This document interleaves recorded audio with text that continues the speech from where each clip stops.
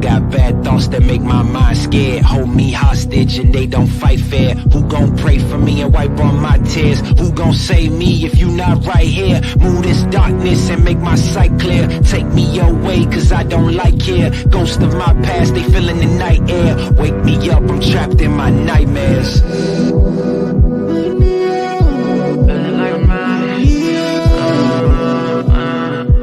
Wake me up, I'm trapped in my nightmares.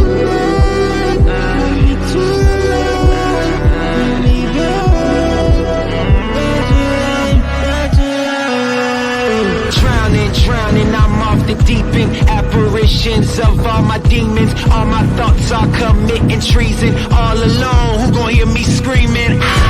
Manifestations of my fears. Regrets that stretched out for light years. Can almost touch the light, homie, it's right there. Body free but trapped in my nightmares. Wake me up, don't let me drown. All the lights are fading now. All my life is fading now. All my life is fading now. Wake me up, don't let me drown. All my life is fading now. All my life is fading now.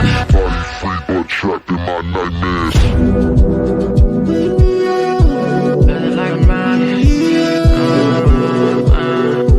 Wake me up, I'm trapped in my nightmares.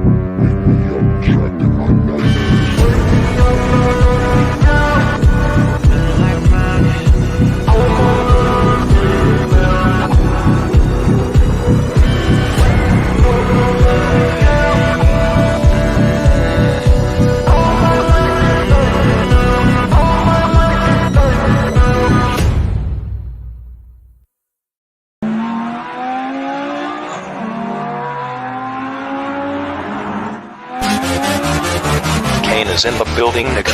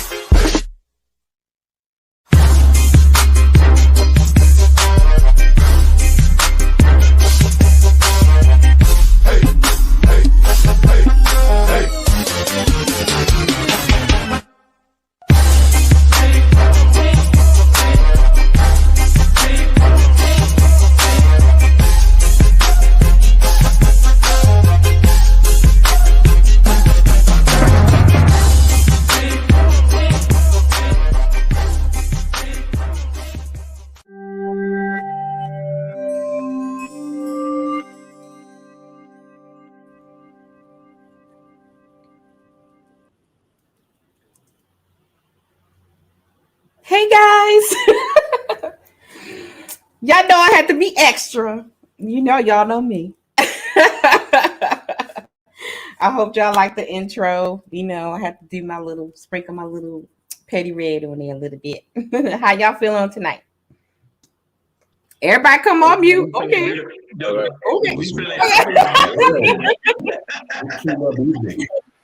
Like, okay. The imagery was on point. Yeah, we still stuck in the intro like right now, so you know. Oh, y'all stuck in the intro mode. Yeah, right, my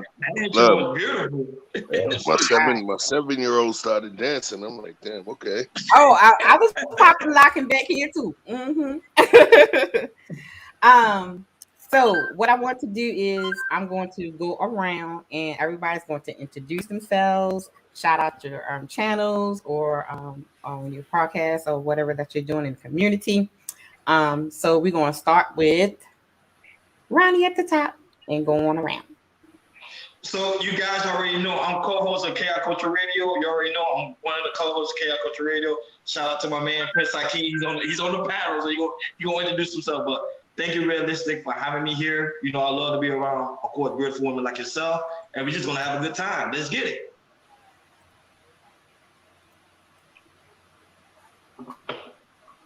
Peace, everybody. I am one half of He Said, She Said, Love and Abundance. My name is Mr. He Said, and Red Lipstick Vibes is my sister. I love her dearly, and we gonna get to it tonight. Completely appreciative of her inviting me on this panel, and completely honored to share it with these distinguished gentlemen. Mr. Rucker, prenup in effect, for real. Yeah. What's going on, everybody? It's your man, Dearest Teddy of the Sophisticated Grizzly. And I want to thank Ms. Ty for inviting me here tonight, and I'm ready to get to it. Let's roll. Hey, I'm 1/3 of the Chaos Culture Radio, Prince Hakeem. I want to thank Ms. Lipsticks for having me. I want to thank all the brothers, and I'm honored to share this panel with everybody else.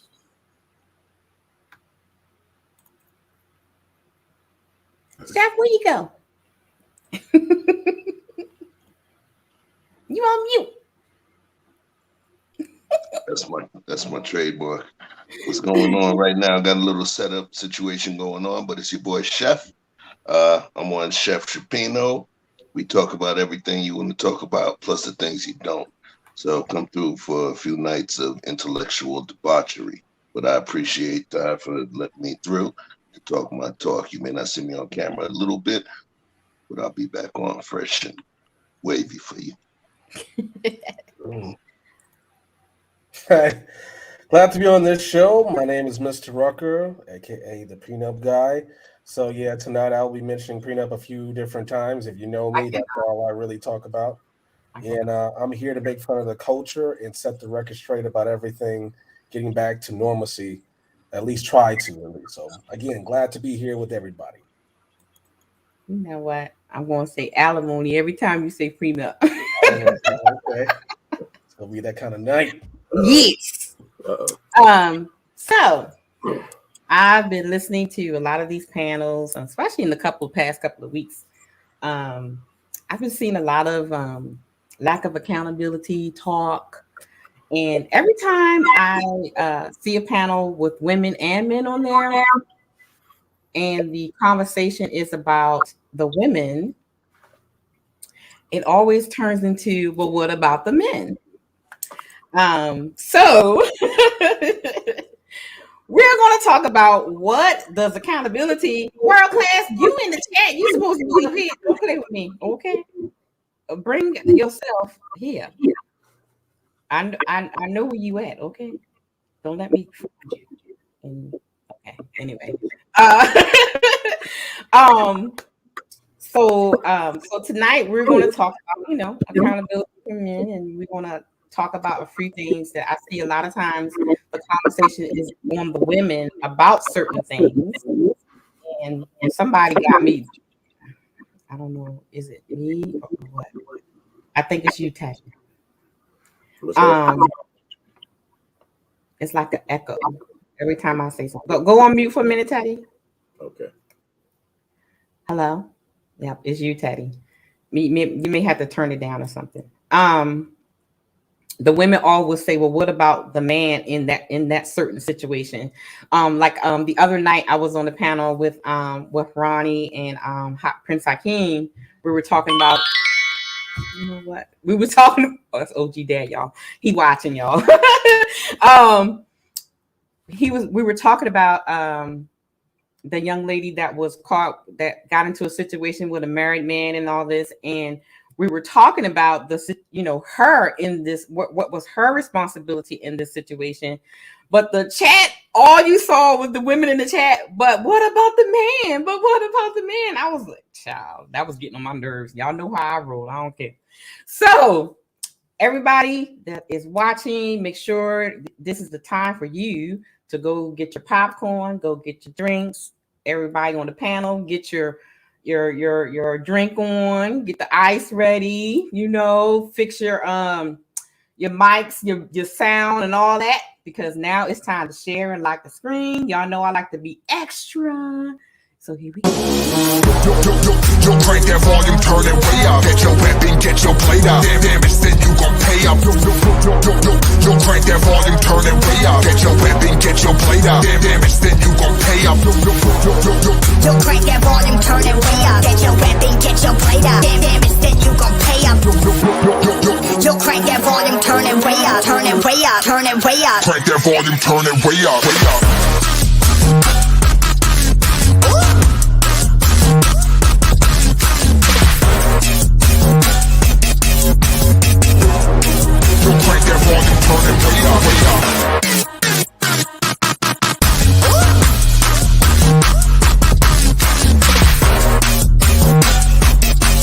Put your hands, put your city, put your fans, put your state up.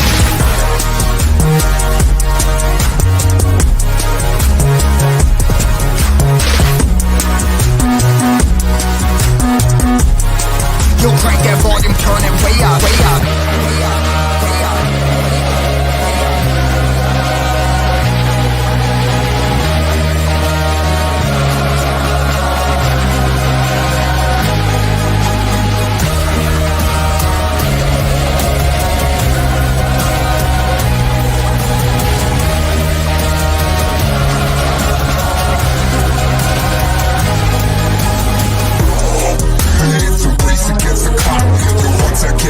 It's impossible to stop. Yo, crank that volume, turn it way up. Get your weapon, get your blade out. Damage, then you gon' pay up. All right, guys, y'all ready? Yeah. Am I still echoing? Are we good? You good now, darling. All right. All right, guys. My first question to you all, and we're gonna start at the top and go around. What does accountability look like for men? Starting with Ron. Red, you already know that's pretty much simple. Pretty much holding a man accountable, let him know what the situation is and telling him to change it. So when most women, when they hold men accountable, they're just telling them, hey, you're doing this wrong, fix it, and the man fix it, and then we move forward. That's my answer. Okay. Brother? Oh man, great question. It looks different in different stages. As a child, it looks like, be quiet, get up, you're a boy, brush it off. Once you get a little older, it kind of looks like man up, pull your bootstraps up, stop complaining, be a man. And like I always say, shut up and die by the time you're 55 from an aneurysm or heart attack or whatever it is. But, shut up and die like a real man. It also looks like child support. It looks like, the court system. It looks like prison. It looks like when you do something, there is consequences and repercussions for it. No excuses, no slaps on the wrist. It looks like guilty until proven innocent. It has many different faces for us as men, but for me, it looks like shut up and die like a man. Ooh, very interesting. Mm-hmm. Okay, Teddy. Yeah, I'm honestly like Mr. He said everything that was sitting on my heart just now. Like literally, just go ahead and deal with whatever the world throws at you, and just it's on you. Whatever you going through, whatever you got to be accountable for. Oh, they're gonna hold you to it. You're not gonna get away with it. Everybody's gonna have the flashlight on whatever we do. So just be ready, man up, and deal with it. Chris Hakeem.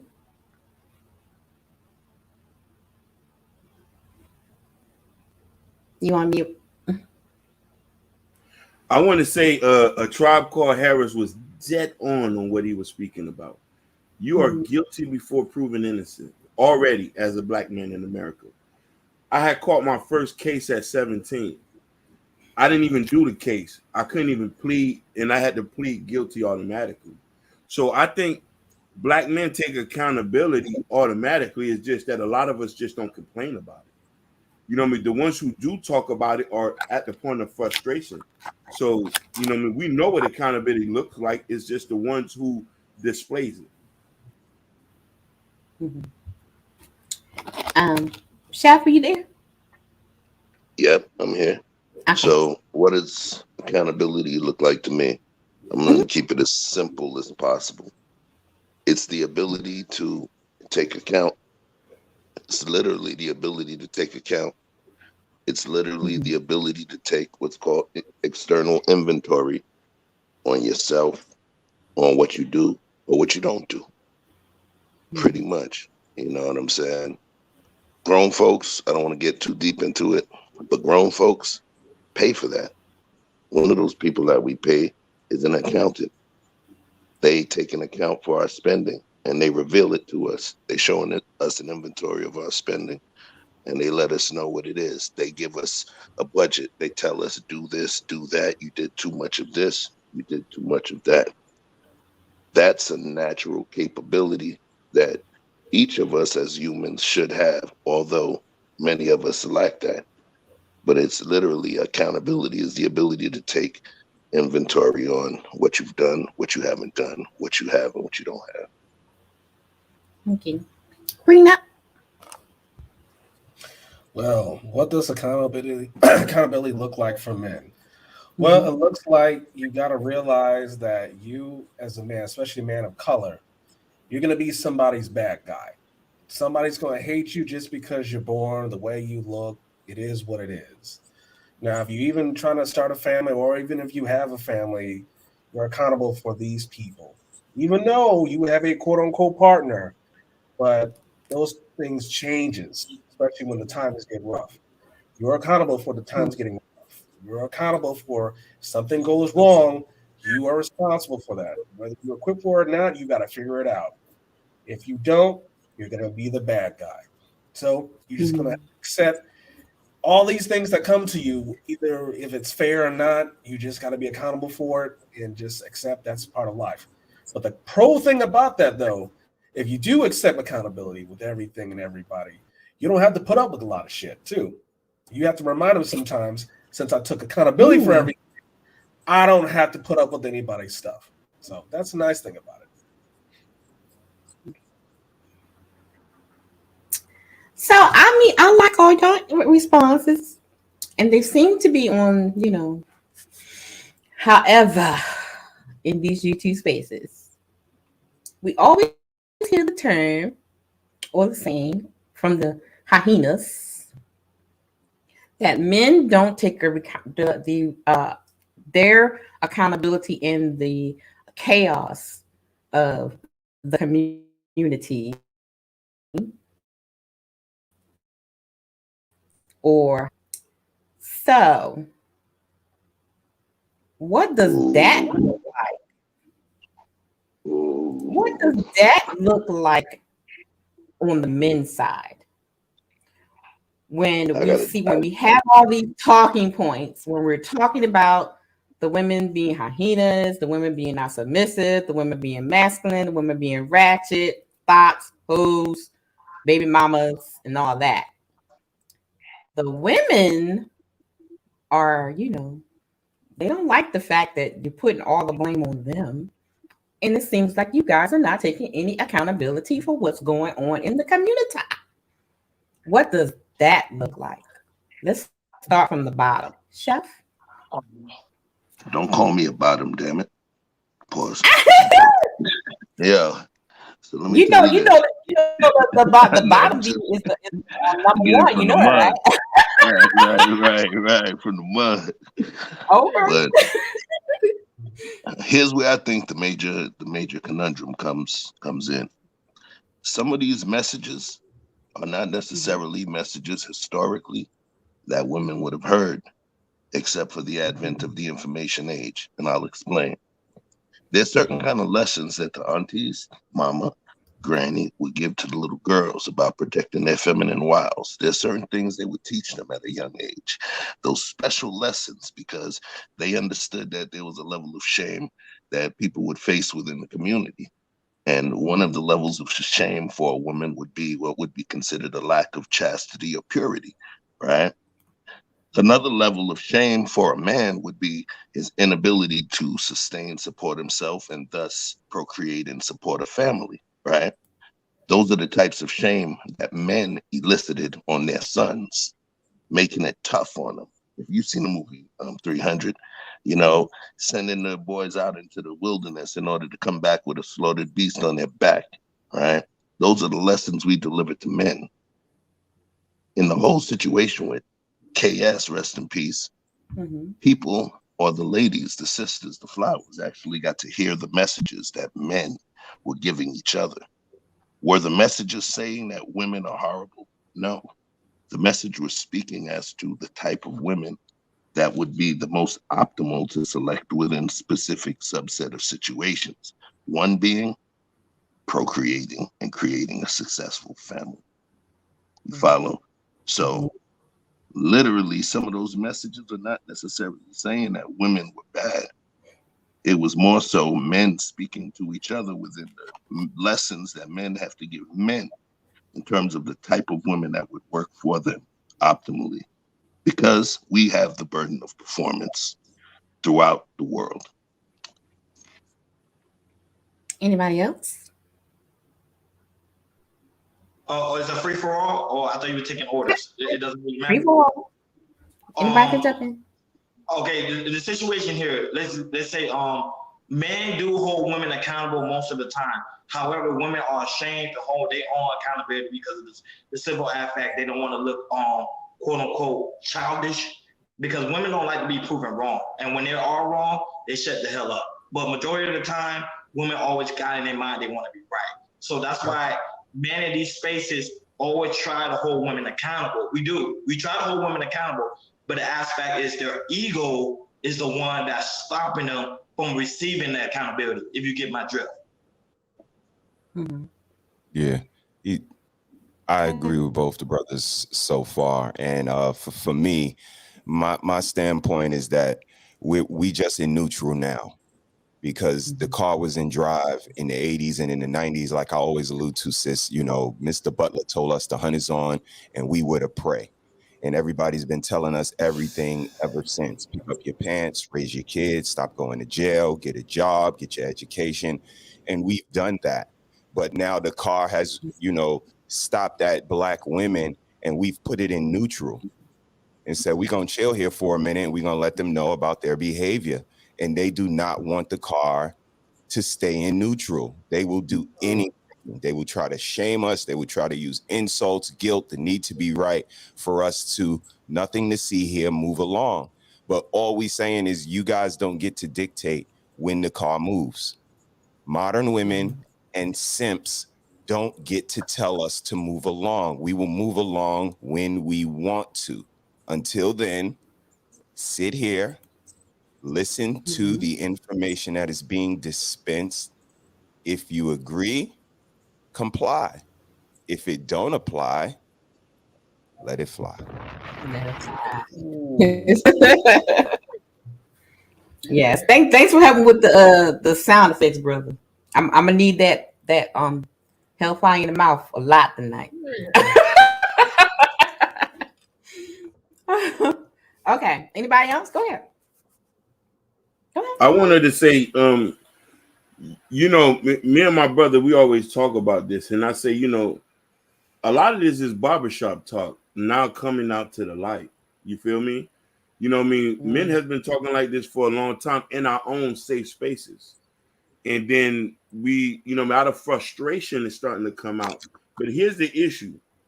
As soon as we start talking about this, the attacks come on. I've even had my own family members call me misogynistic when I say that I just want things in a traditional way.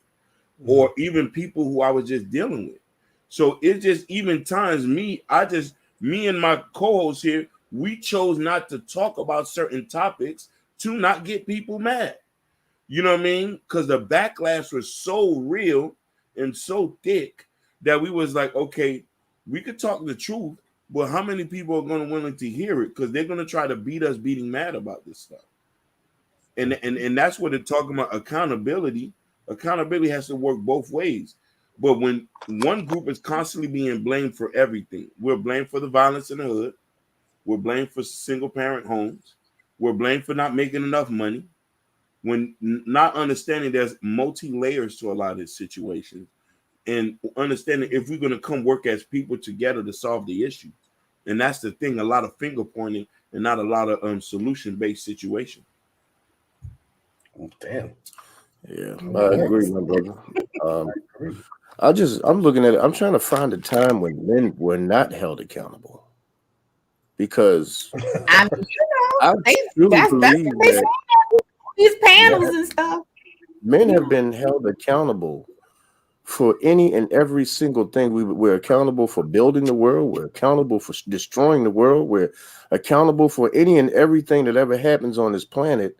And then the moment we step back and say, hey, I'm gonna need your help. I'm gonna need you to get your shit together. Oh, no. You wait a minute, hold on. Wait a minute, ma'am. You kind of gotta understand that you play a part in this too. Mm-hmm. So we hold each other accountable all the time. There's not one man that will not go to another guy and be like, yeah, yo, you messing up. Yo, you messing up on like, and the thing about it is the man will take the criticism. The simp will be ready to fight. Yeah. You know, more than likely the simp can't fight, so you're gonna knock his ass out anyway. But at the end of the day, we always held accountable. We hold ourselves accountable, and a real man will hold himself accountable before he even asks anybody else to hold themselves accountable. I can't go to you and tell you to be on your shit if I'm not on mine. You know what I mean? So I've already done the work. So if I've already done the work, I'm asking you to now put in some work. So if you're still looking to see what kind of work that I've done, I've already put it out on Front Street. What you gonna do now? And that's the problem. They don't want that. So I have a question. Okay. So when I be on these panels, I hear a lot of women say, well, we never see you men hold the men accountable. And the response is sometimes I hear this response. Men do it differently. Like, you know, you guys have your way of, you know, going to your brother, that kind of thing. But it's not me now. It's not Miss Ty. Y'all know me, you know, I'm pro man. But these hyenas, this is what they say. Why do you guys want the women to be, you know, checking the women on the panels, but you guys do your thing behind the scenes? Why is there a double standard? Because Red, go ahead, free fall. Go ahead. But Red, you gotta understand something. As men, they talk to us on the back end. Prime example, when I do something wrong, Hakeem is on the panel. I know him in real life. He would literally come to me and say, Ronnie, you know what? You need to correct this, and this is how you're supposed to handle things as a man. We're not gonna do that in front of women. Why? Because when women see that, they won't be able to receive that. Only a man can receive that. Now, mind you, there is time that when a man check a woman, we will check a woman, but women don't like to be checked openly, so we will do it in the back end. Now, if women want to be checked in the open, just let us know, but we'll check you in the open. I'm the type of person, if a woman is out of line, I'm gonna check you, but I'm not gonna do it in the open because of the respect of the woman. You see what I'm saying? So it's how you do things as a man. Man, we move things differently than women do. Women don't mind chastising the man in the open to try to embarrass that man. But as a man, we gotta do things in a collected and then also in a mature way. That's how we do things. Go ahead. Go ahead, Onion. Go ahead. You don't have to raise your hand. Just jump in. Oh yeah. He hit it on dead on. Let me tell you something. As black men, our biggest thing is our image and respect. I just want to get that. We don't spill no tea.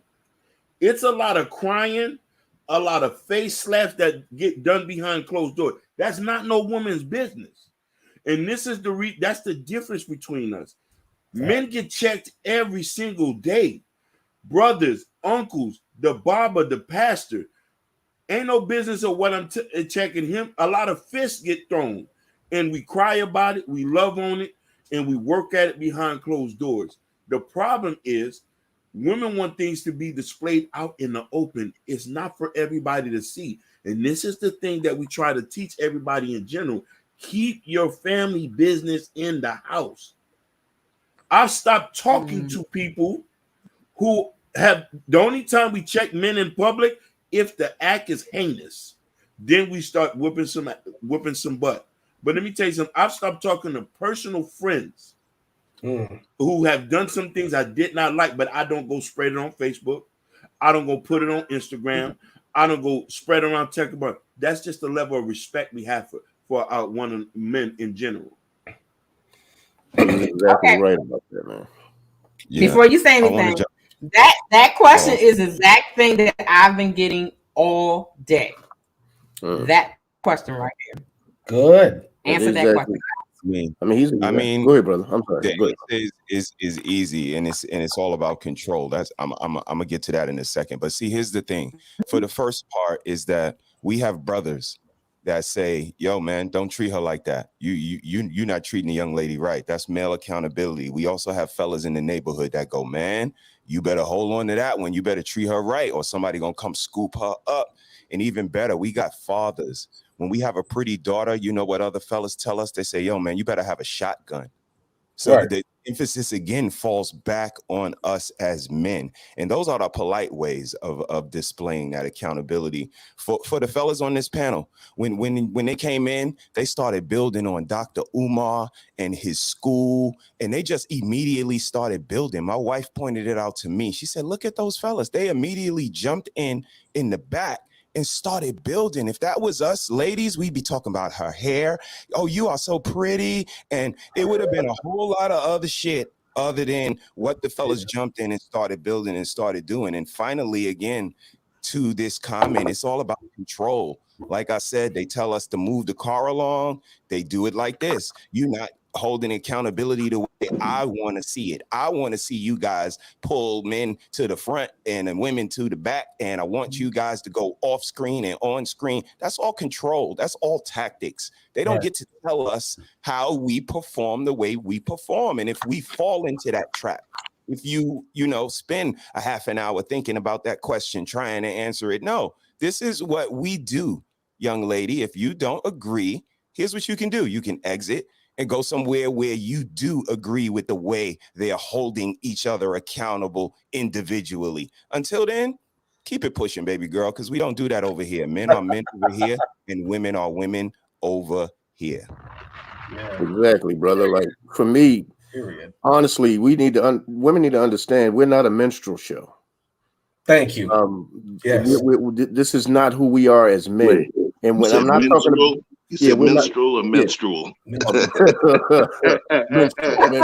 either.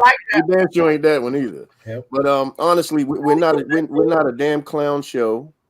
We're not here for clicks and likes. When we decide that we want to check one another, we talk to each other with respect.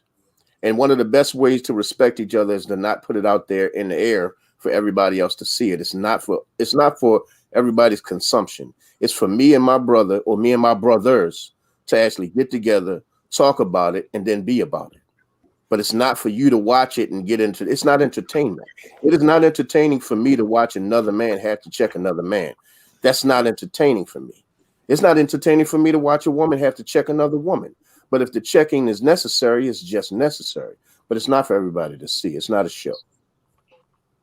Great answer. Now, it really does come down to them wanting to see a show. They do want to see someone put in their place like it's Jerry Springer, like ooh and ah, like it's fireworks. If we actually have some respect for each other, we ain't trying to do that. It's like the ultimate thing that we don't want to do. If we have to, we will. But here's the thing. We are taking accountability on some women, but here's the thing. If those women don't want to listen to that man for any reason, we are taking accountability. You're not being coveted. We're not going to try to protect you anymore. We're not going to make you a girlfriend, fiance, or wife. You are free to go. Now, whatever happens to you, we wish you the best, but that's the choice you made. You feel like you run everything, that you made the right decisions in your life. Well, we're not moving into your house. You're moving into our house. You're taking on our seat, taking on our last name. if you want that, you want the coveting, you're going to have to start listening. You're going to have to start, this is going to hurt feelings, you're going to have to start following orders. You don't have to. You can just select another man or woman, whatever you want to do. It's just you complaining about it and complaining about it. Men are not going to change for you because we're not seeing your resume. You're not doing the work. We are. We're taking accountability. We just don't have time for you. Just keep complaining and complaining. We can only take so much. We're going to find another woman that we can provide and covet. If you don't like it, like, oh, well. No, but here's the thing. With the Sousa question, which she asked, why do men chastise women on these planets? Because number one, most of the time these men never had an opportunity to check their woman. That's number one. Number two is for entertainment, like the other brother said. Most of the time, men do this for entertainment. It's to get clicks and views and to get subscribers. It don't have nothing to do with the woman, because most of the time, if you see this man, if you see some of these men operate in real life, most of the time they're quiet. They don't even know how to be a man in front of a woman. That's the issue. So when they get this opportunity, if a woman is on a panel, like Kevin Samuel did. The reason why people gravitate themselves to Kevin Samuel so much, because a lot of men never have an opportunity to check their woman the same way Kevin Samuel did. You know what Kevin said one time? Black women are the only woman group here that has never been examined, never been checked, never been talked about, never been tried to told things that they're doing wrong. We just allow. They've been able to do whatever they want prior before black male media. I disagree with that, bro. Prior before that, there was no such thing as black male media. Think about it. So we're just finally starting to get into these spaces to talk about the issue that men go through with women, and why we're struggling day to day to even keep the numbers of being married up or even conceiving kids. So you know what I mean. So this is a deeper issue than people understand, and this is why we're not winning the fight against our oppressors or our counterpart, because the lack of just two people getting together and understanding each other. No, the only reason why I say I disagree with Hakeem, because the simple fact there's hip hop music holding women accountable. There's R&B music holding women accountable. There's people on the spaces holding women accountable, especially black women. People are not afraid to chastise black women. The problem is black women are not receiving the correction that need to be at hand.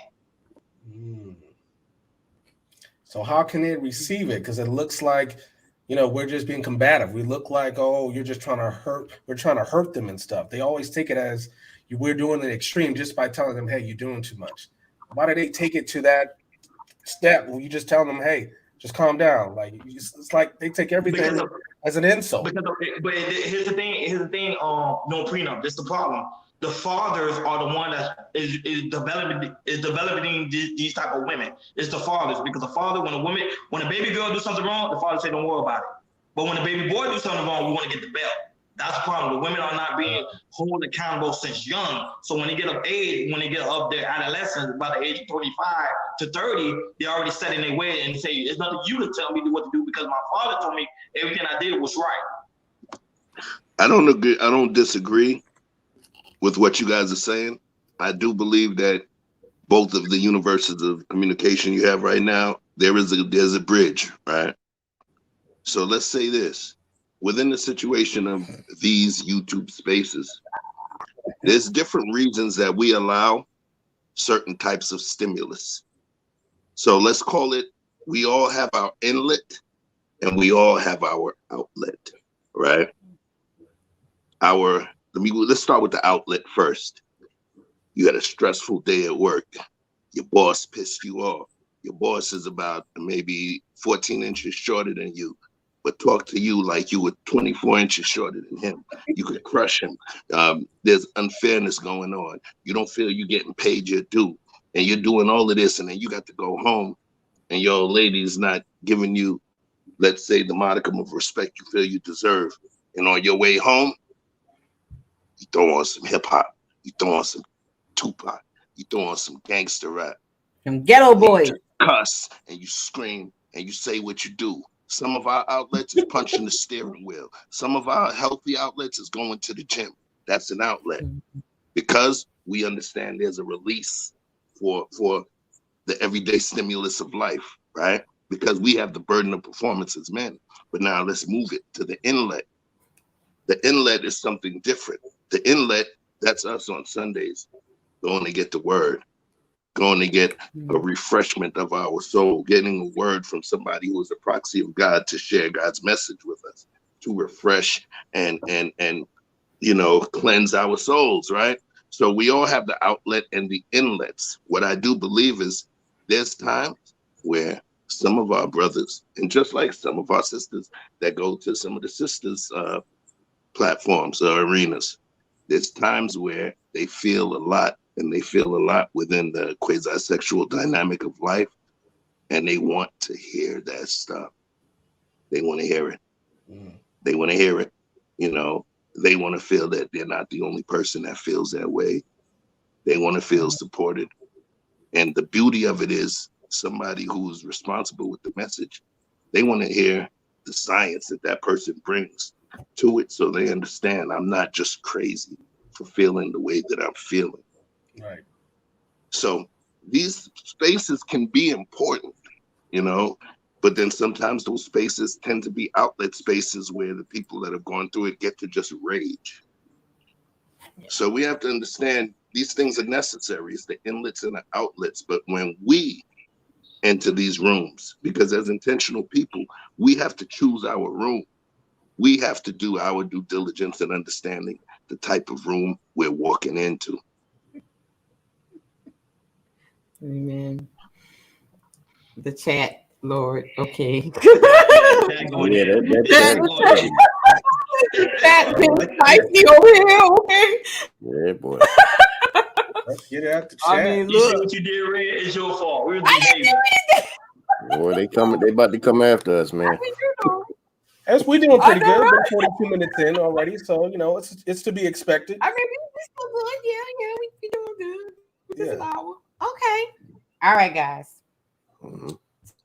So let's start with. We're going to end with a doozy, but we're going to start with the babies first, okay? So this one we're going to talk about. Men, get your children, okay? Get your children. Because y'all out here got children raising your children. Yep. And I saw something. Okay. I'm going to show y'all something because I saw something. I saw a couple things, but I just wanted, just give you a flash of what I saw. Yeah. Okay. Let me see. Get my little things ready, y'all. I be seeing things. I want to make sure I give y'all the right thing. Okay, so I saw this. Yeah, I didn't like it too much. Is this the one? I don't know, y'all. Let me see. Is this the? I don't know. This might not be it, y'all. Hold on. Great questions, by the way. Oh, y'all like the questions? Y'all like what? Okay, I'm good. Okay. Yeah, it's really You're good. on point with that. You're on point with it. Yeah. Definitely. Where is that girl with the mama? Oh, here she go. All right. So those, a brother, he said knows, and I think probably Teddy probably seen it. So I saw a discussion about this clip that we're about to see. And another clip we're about to see. But I want to talk about this one first.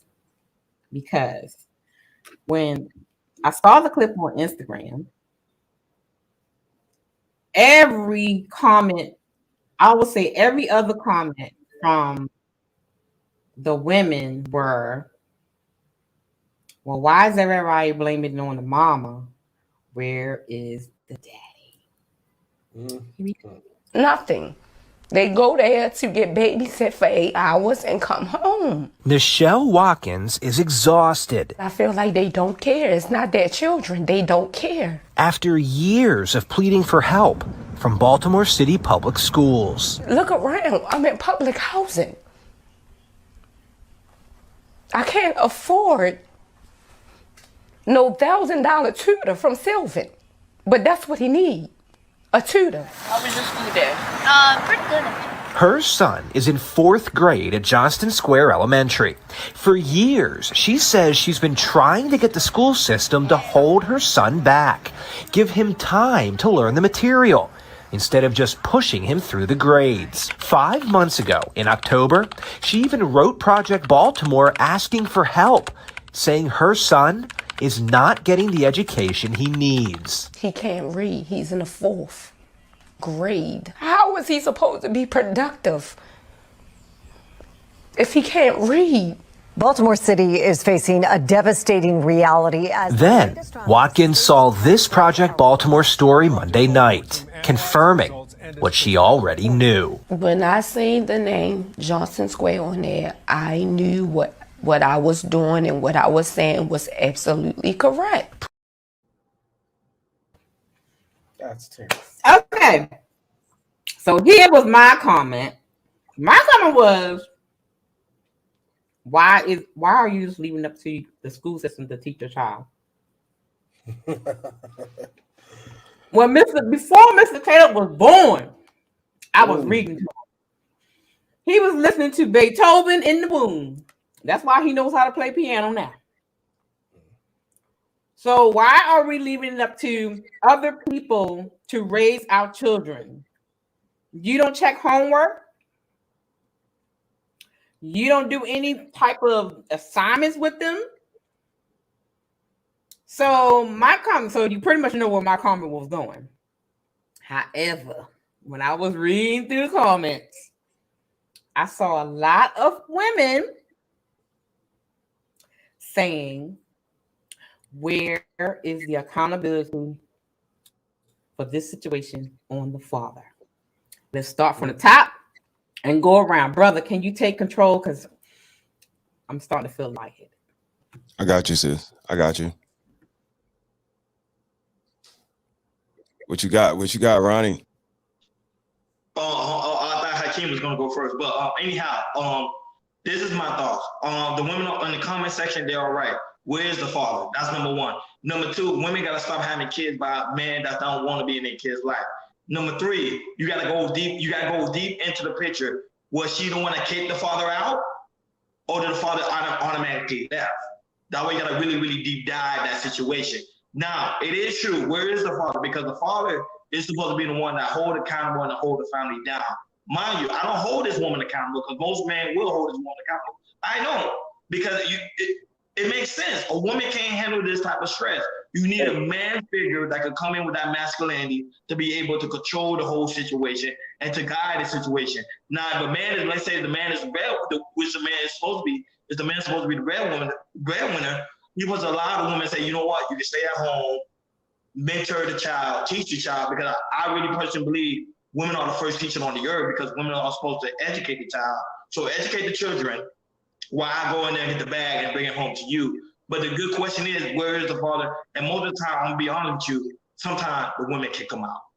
Yep. Okay. What you got, Prince Hakeem? Brother, brother? I'm about to hit this on this one. Let me ask you, how many brothers on here have kids? That's 2 out of 1, 2, 3, 4, 5. Yep, me too.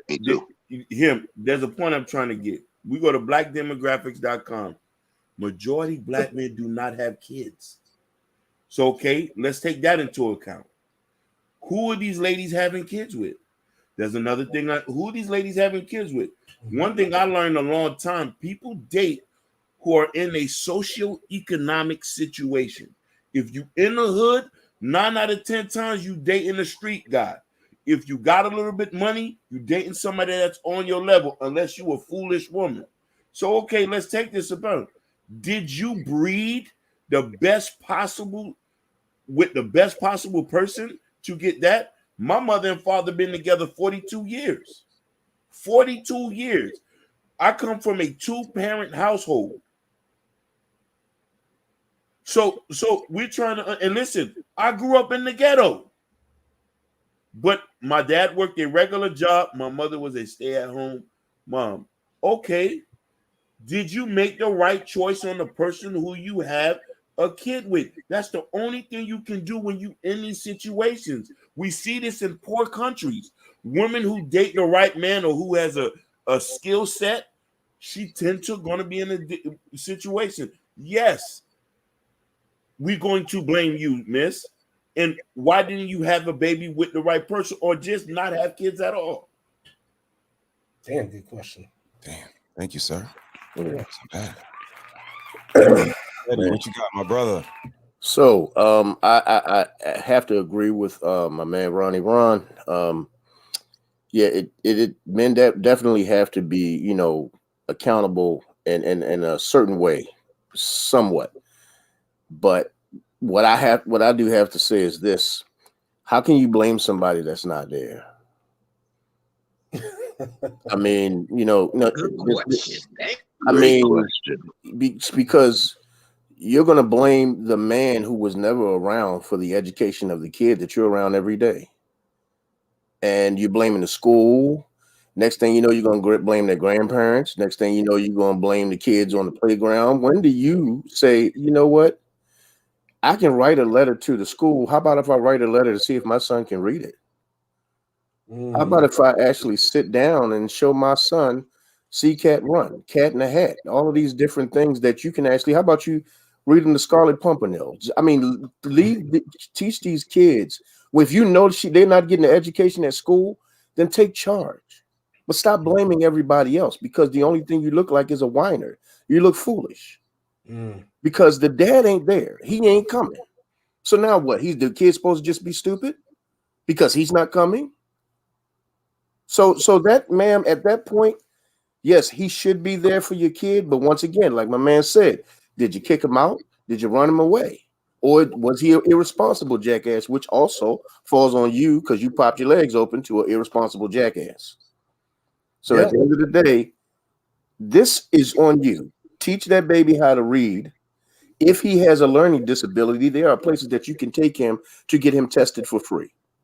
So you have no excuse. Go ahead, my brother. Damn! That was good. That was good. That was beautiful. Yeah. It's on you, Chef. Blame. I always tend to put myself, and some people feel like, oh man, you giving folks a pass. Nah. Responsibility starts with personal responsibility.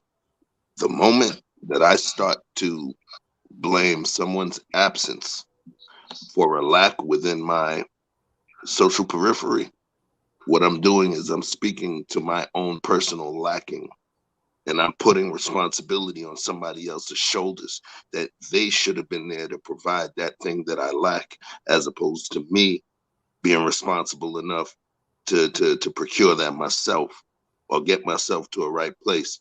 And I'm going to kind of rewind this back, because a lot of people talk about vetting, right? Vetting. It always comes down to vetting the person that you choose. Women have the choice to vet. Men have the choice to vet, even in situations of you know, the households with the marriages, arranged marriages, right? Excuse me. The final vet, after Pop says yes, the daughter has to still like the dude. It's not just forced. She's not tied up. She has to actually like the dude. But what I noticed within our society, let's say, not attaching any colors to it, let's say in our Western society nowadays, we tend to vet more in doggy breeding than we do within the mates that we choose. We look in AKC papers. We want to know who the mama was. We want to know if she got a gimp in her front leg. We want to know if she has dysplasia, you know, in her back legs. We want to know every freaking thing. But we don't do that when it comes to the person that's going to carry our progeny. That's an issue. So we've been, over the course of this generational change, we've been relinquishing our power to the system. Yep. Damn, Chef. Great point, I Chef. agree with that. Absolutely. Yeah, mic drop. Yeah. Let me say this piece is going to be kind of combative, but it has to be said. Yeah, it's probably going to be sexist too. Let me get this out of the way. This woman demonstrated that she's looking for help. she didn't do this in the beginning. When things got tough, she's looking for help. She's blaming everybody. Yes, where is the dad? You know, the person that you slept with. You know what? Show this to the dad. And the dad should be alarmed and say, you know what? You have failed as a mom. I don't want my son like this. It's time for me to take over. Because automatically in our community, we give it to the women and we look at the results. Are we happy with these results? They're going to say, we got this. Just send me a check for 18 years. Look at the results. She's in public housing. She's crying for help. She's on the news. If the dad was watching this, he should be ashamed of just letting his seed go through this with his mom. Her mom, let's give her the benefit of the doubt. She's probably juggling jobs or whatever. She probably has a good excuse or whatever. Let's just give her the benefit of the doubt. Now, she still put herself in that situation. She thought she can handle it. And another question is, okay, let's just say the baby daddy was a bad guy. Great. If you're such a good person, where's the stepdad? Why isn't there any other man trying to covet you and the child? Or is it something that you're doing that's off-putting? Is it something there? Because society won't let people just struggle to struggle, but it may be your attitude. You're off-putting in some way or fashion. You obviously don't know how to choose. So, okay, what's done is done. So the dad should step up for the child's sake because she obviously doesn't know what she's doing. I don't know why these women want to get on these stages and say, I'm proud to be independent.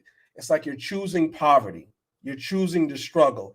And then you got the nerve to bring a child in the world to enjoy your struggle. Then you want to tell everybody I'm struggling, I need help. You could have avoided all this if you do it the traditional way of trying to get a man to covet you. But now here you are. So this whole, I can do it by myself, I don't need no man, just give me a check. Obviously, it's a failure. Like, no, men should just take over because they don't have, most of these women don't have fathers to verify the man, to check for the man. Some of them have brothers. They don't even go through them. All of a sudden, they're just magically pregnant. Baby's coming. Now, as a community, we're all responsible for her dumb decision-making. Where's the dad? Well, why didn't you give us the dad before this? We could have done all this. So, Rucker. DNA white. Yo, Rucker, can I compliment your statement? Can I compliment your statement, Rucker? Because yes, you just laid something down heavy. When I hear that, I'm not saying from everyone, but when I do hear from our flowers when they say, please, I don't need a man. I don't want a man. I don't this, that, and the other. I'll be honest with you. I don't believe you. Right? I don't believe that. No. And when I say it like that, I'm going to give the best example. It's my own example. Back in the days, my mom, in the early 80s, she complained where she had to pay $25 for a pair of shell-toe Adidas when Run DMC was out. So at that point, as I moved through life, I thought I didn't want expensive sneakers, right? Because I figured I wasn't going to get them. So I didn't want expensive sneakers. And I figured out I don't like Jordans. I like Chuck Taylors. So I had 30, 40 pair of Chuck Taylors, right?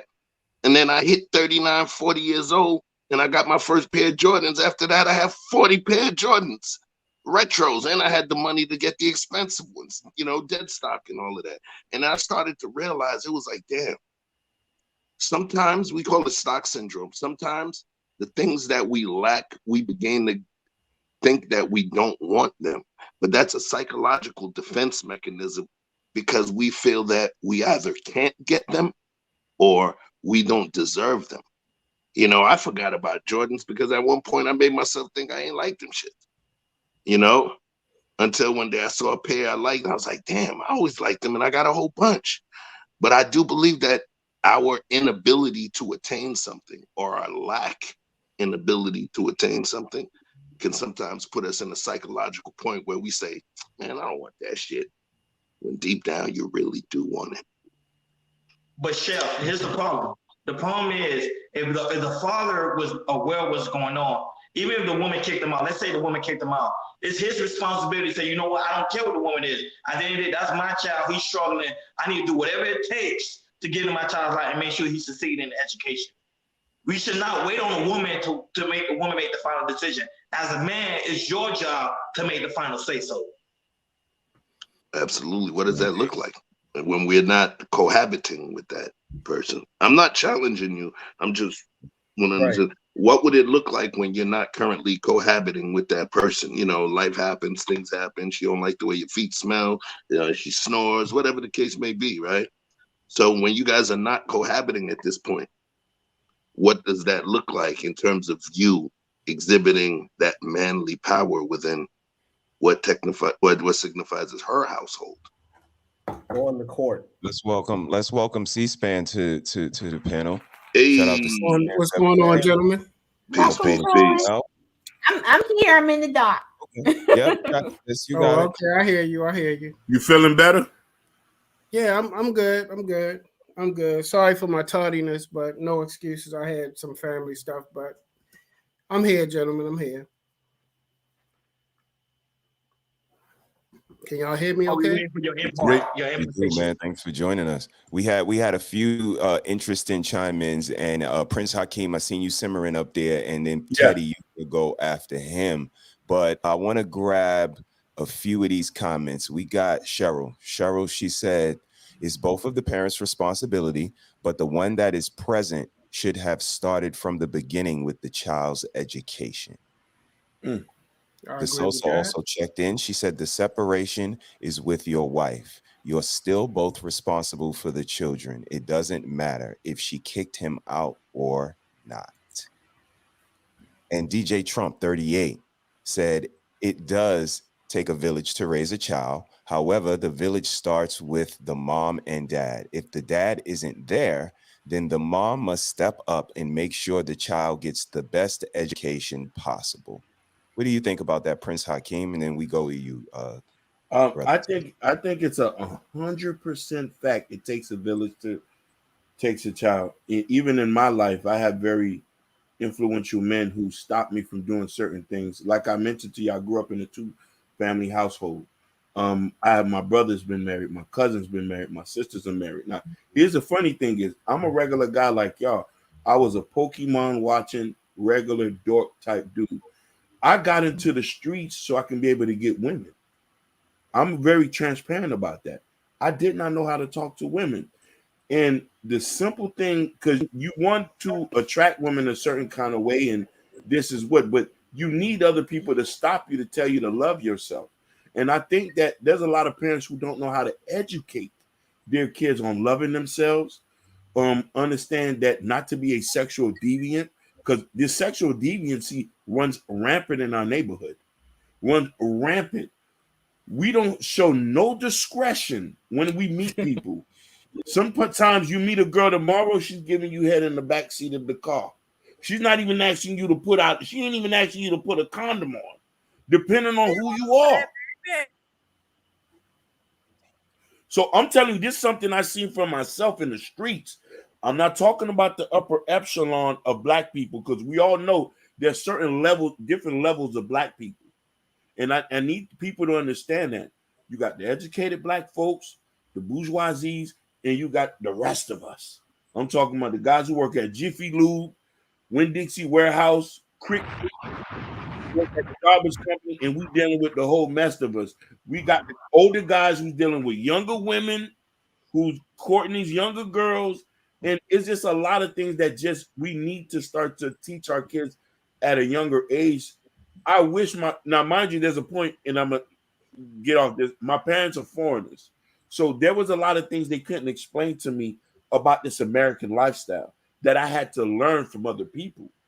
And the biggest thing I wish that I could have learned is to love myself, and to love myself and try to understand people.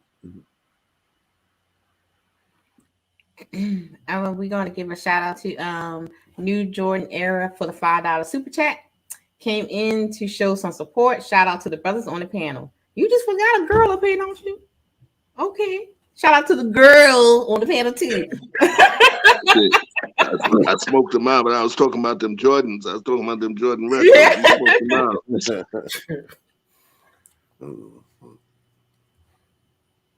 Go ahead, brothers. That's him. Anything else No, I on think the it was Marcus, education right? I part? Marcus. believe C-SPAN. No, actually, Teddy is going to jump in, and then we're going to welcome C-SPAN and have him, give his points on what he's heard so far. So Teddy, it's on you, my brother. All right. So you know what, I'm still trying to formulate. You know what, let's go to my man C-SPAN first, because I'm still trying to formulate what I gotta say. He has relinquished his time on the floor. Okay. So I was trying to catch the tail end of the conversation. Can somebody just briefly just give me a brief synopsis of what just transpired? Absolutely. Right now, we are talking about a child being raised by a single mother, particularly because Sis just showed a clip of a young man that's being raised in Baltimore City, and he's going to school and not very sufficient. But mom is kind of, throwing her hands up in the air saying, where was the support? Woe is me. And a collective is saying it's the individual responsibility of the custodial parent once the other parent leaves. And I'm a huge advocate of that. I am big on possession is 9/10 of the law, because I just did a show on it the other day. When we as fathers, we send them to practice, we send them to high school, to varsity, to college, to the NBA, and when they win the championship, they say, "Hi, mom." So okay, I agree. Once we leave, if we're not in the picture anymore, you cannot, once the cops knock on the door at 16 and say, "Little Billy's in the street cutting up," don't say his father is not here. Because if he win the championship like Kevin Durant, you are the MVP. He didn't say, "I won the championship because my father wasn't here." LeBron didn't say, "I'm the greatest player because my father wasn't here." They say kudos to mom, the single mom that she is, and how strong. And, I just want to know how you feel particularly about a child being left with a single parent. Is that single parent responsible for the education, for the well-roundedness of that child? Or should that responsibility be relinquished to the community, or quote unquote, the village? Boom, boom. I agree that the child is with the responsibility of the custodial parent, the one who has possession of said child, because if, like you said, if things go great, it's kudos to mom. But does mom take that same responsibility when things go bad? You know what I mean? Like, everybody always says, like, if the dad is not dead, then obviously things went wrong because he wasn't there. But you can't blame a person who's not there, because let's use an example of the military, and you go off to war or something. Is the father considered an absent father in that regard, meaning like a deadbeat? Absolutely not.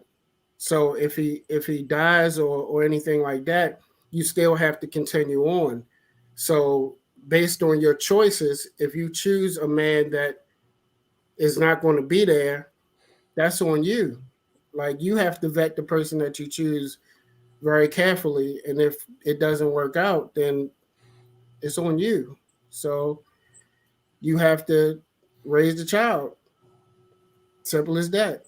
And 9 times out of 10, or most of the time, I ain't gonna say 100% of the time, but most of the time, women kind of push men away when they don't get what they want out of the relationship. They kind of like push the man away. So, and I agree with you on that. Fault. And I heard something at the tail end of it when somebody said about putting a man out or something like that.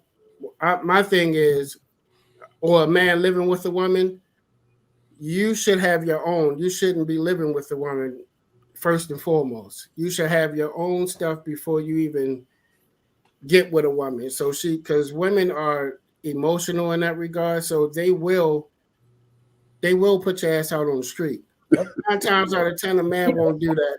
You know what I mean? He'll ride through some shit. Like, you have to do some real disgusting things for a man to put you out on the street. Yep. But a woman will have no problem. She could be upset, you ain't load the dishwasher or something, you could be on the streets. Like you just never know. You know what I mean?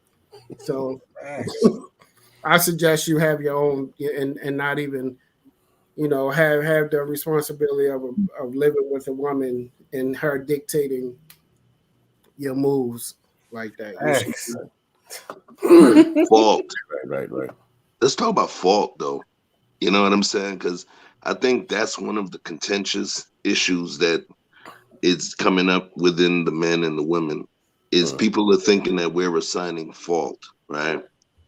But fault is important to understand. We all have a different level of responsibility that we have within situations.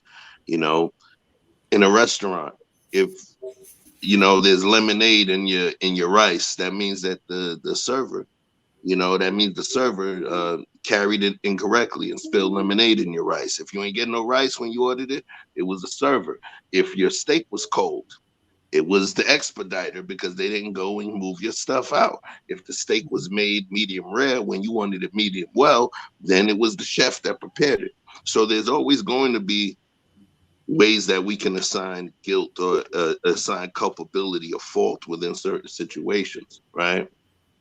Unfortunately, because of the beautiful yin and yang of the lives of men and women and what we contribute to the ecosystem of a child, we be doing that shit for like 100,000 years, yo.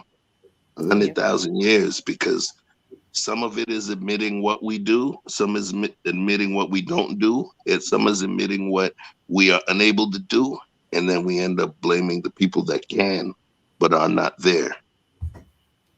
I agree.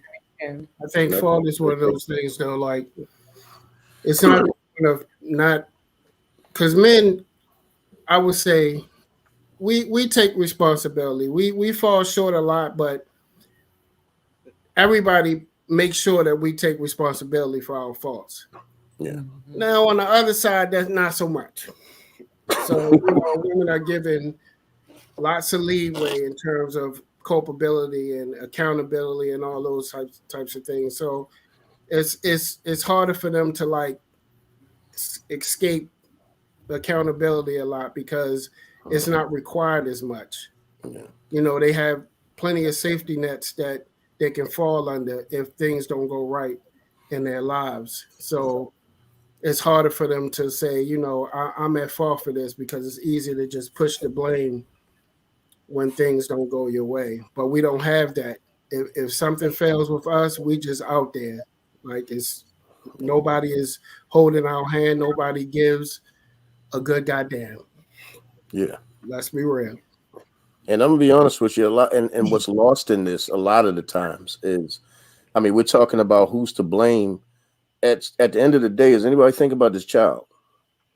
Because we're thinking about who's to blame for and what I'll say is this: moms, most of the time they leave the kids with the mom. Mm-hmm. Like if the parents break up, automatically the baby is awarded to the mom, right then and there.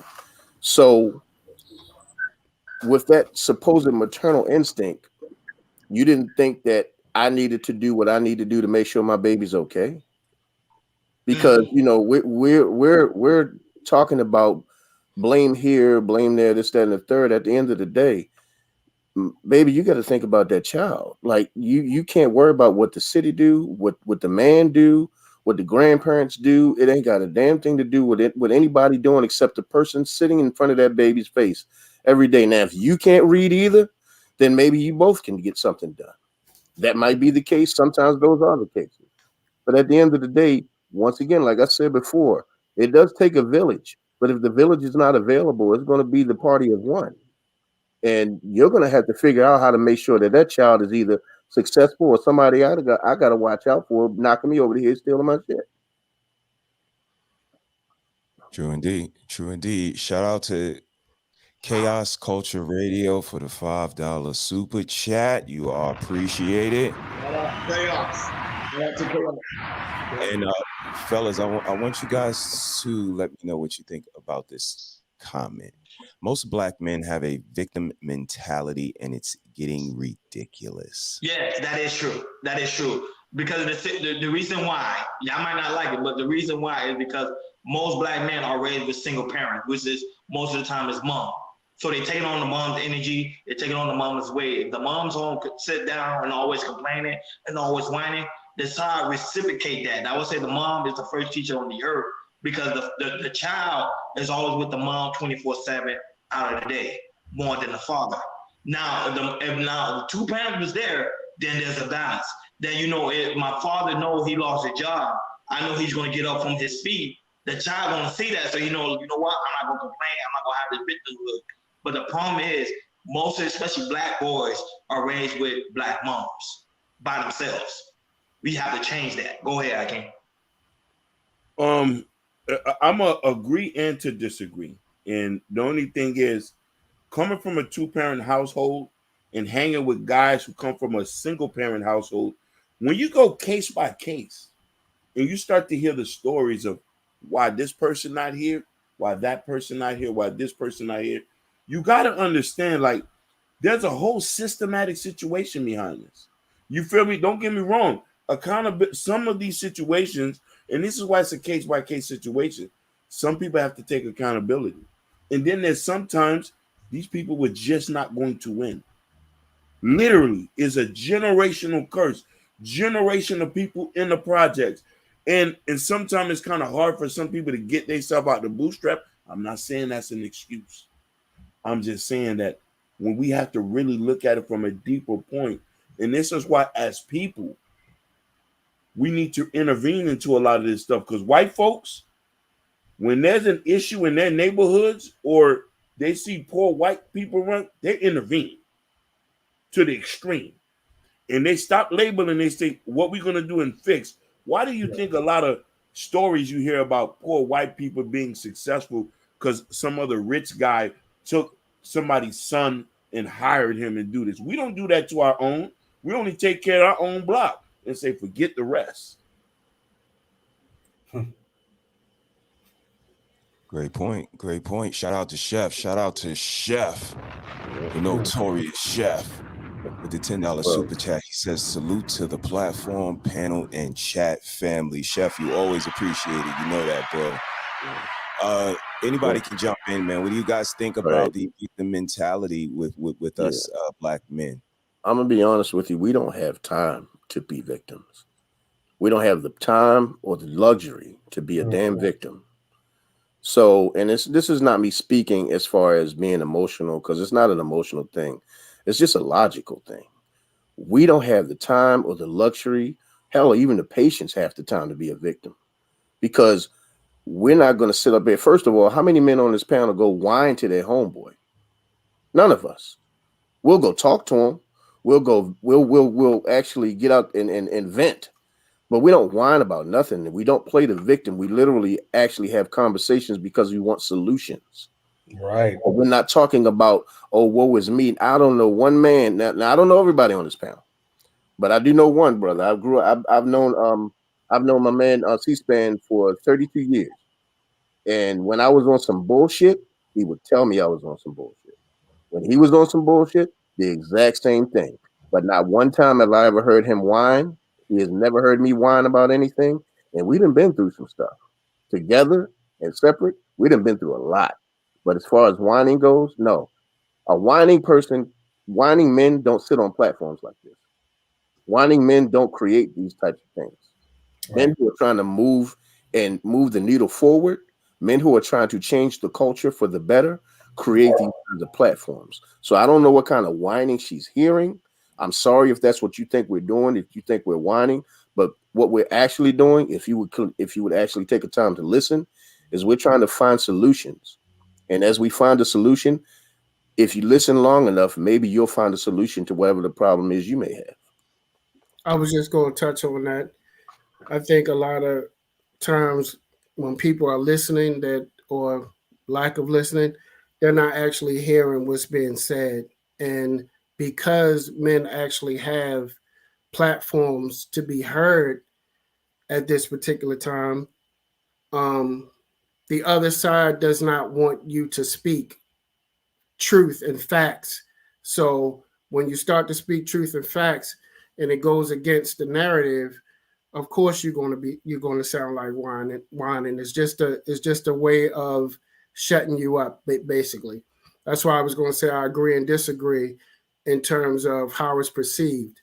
Because do some men actually whine? Yes, they do. But there's a difference if you're actually listening to what's being said, and a difference between whining and stating your position and stating facts and, pushing back on the narrative that's being pushed or pushing back on whatever it is that's being said at that particular time, and actually having a conversation. Because a lot of times the conversation, once the dialogue is open, I think women are realizing that they're on the losing side because they're not coming with any logical facts.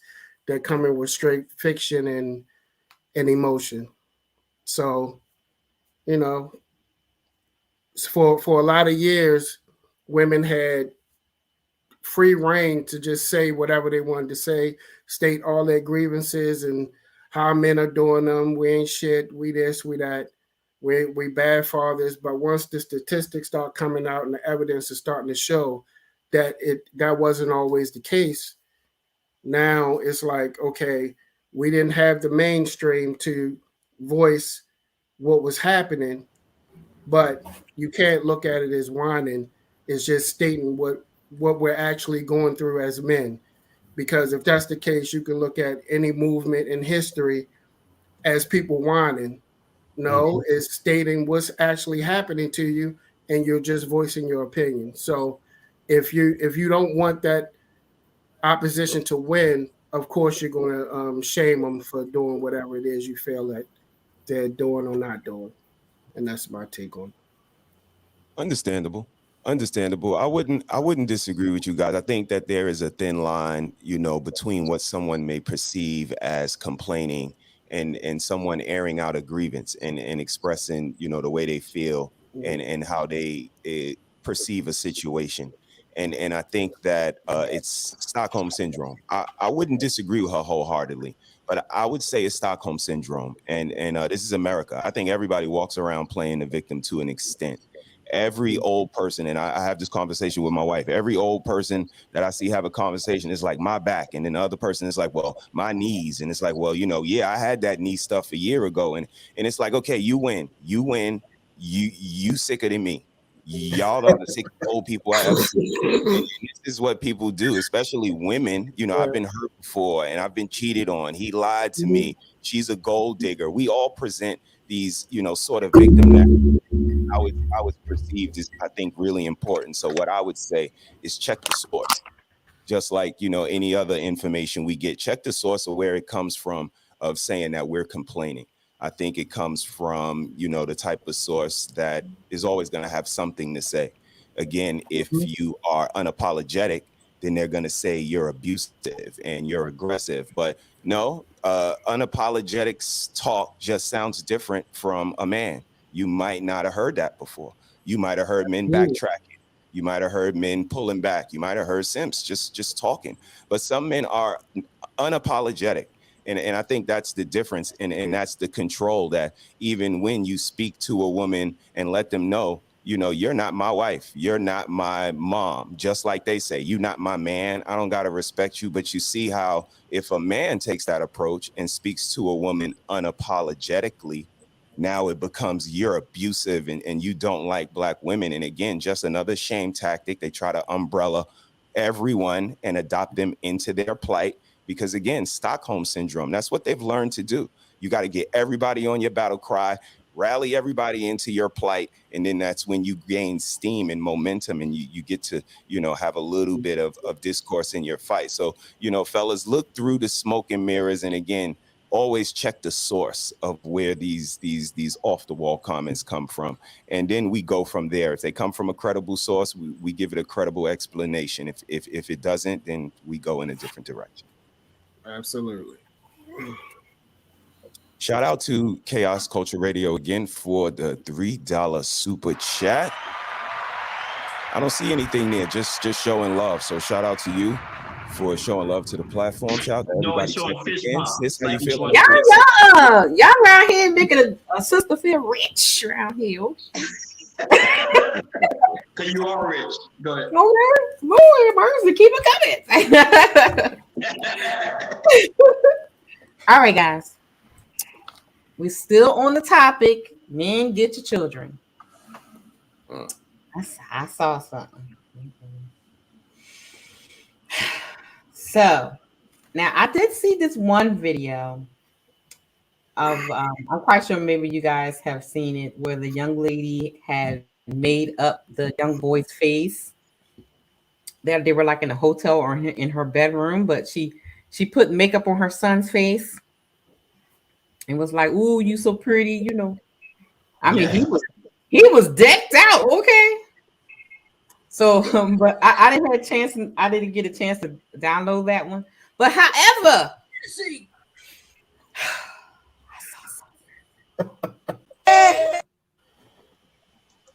Whoa.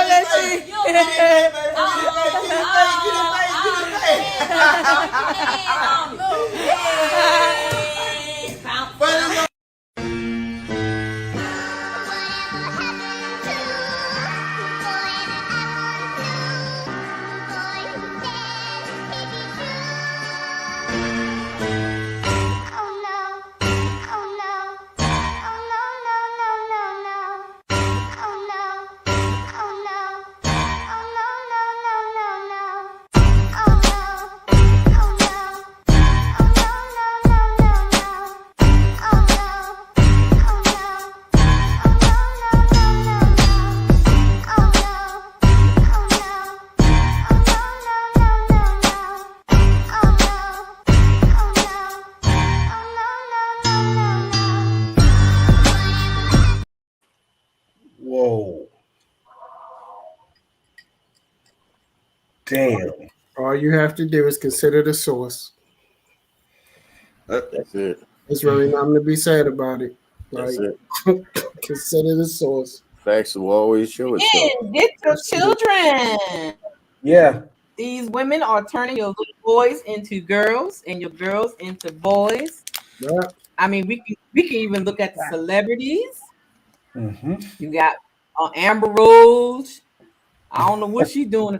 What's the baby father name? What's his name? Khalifa.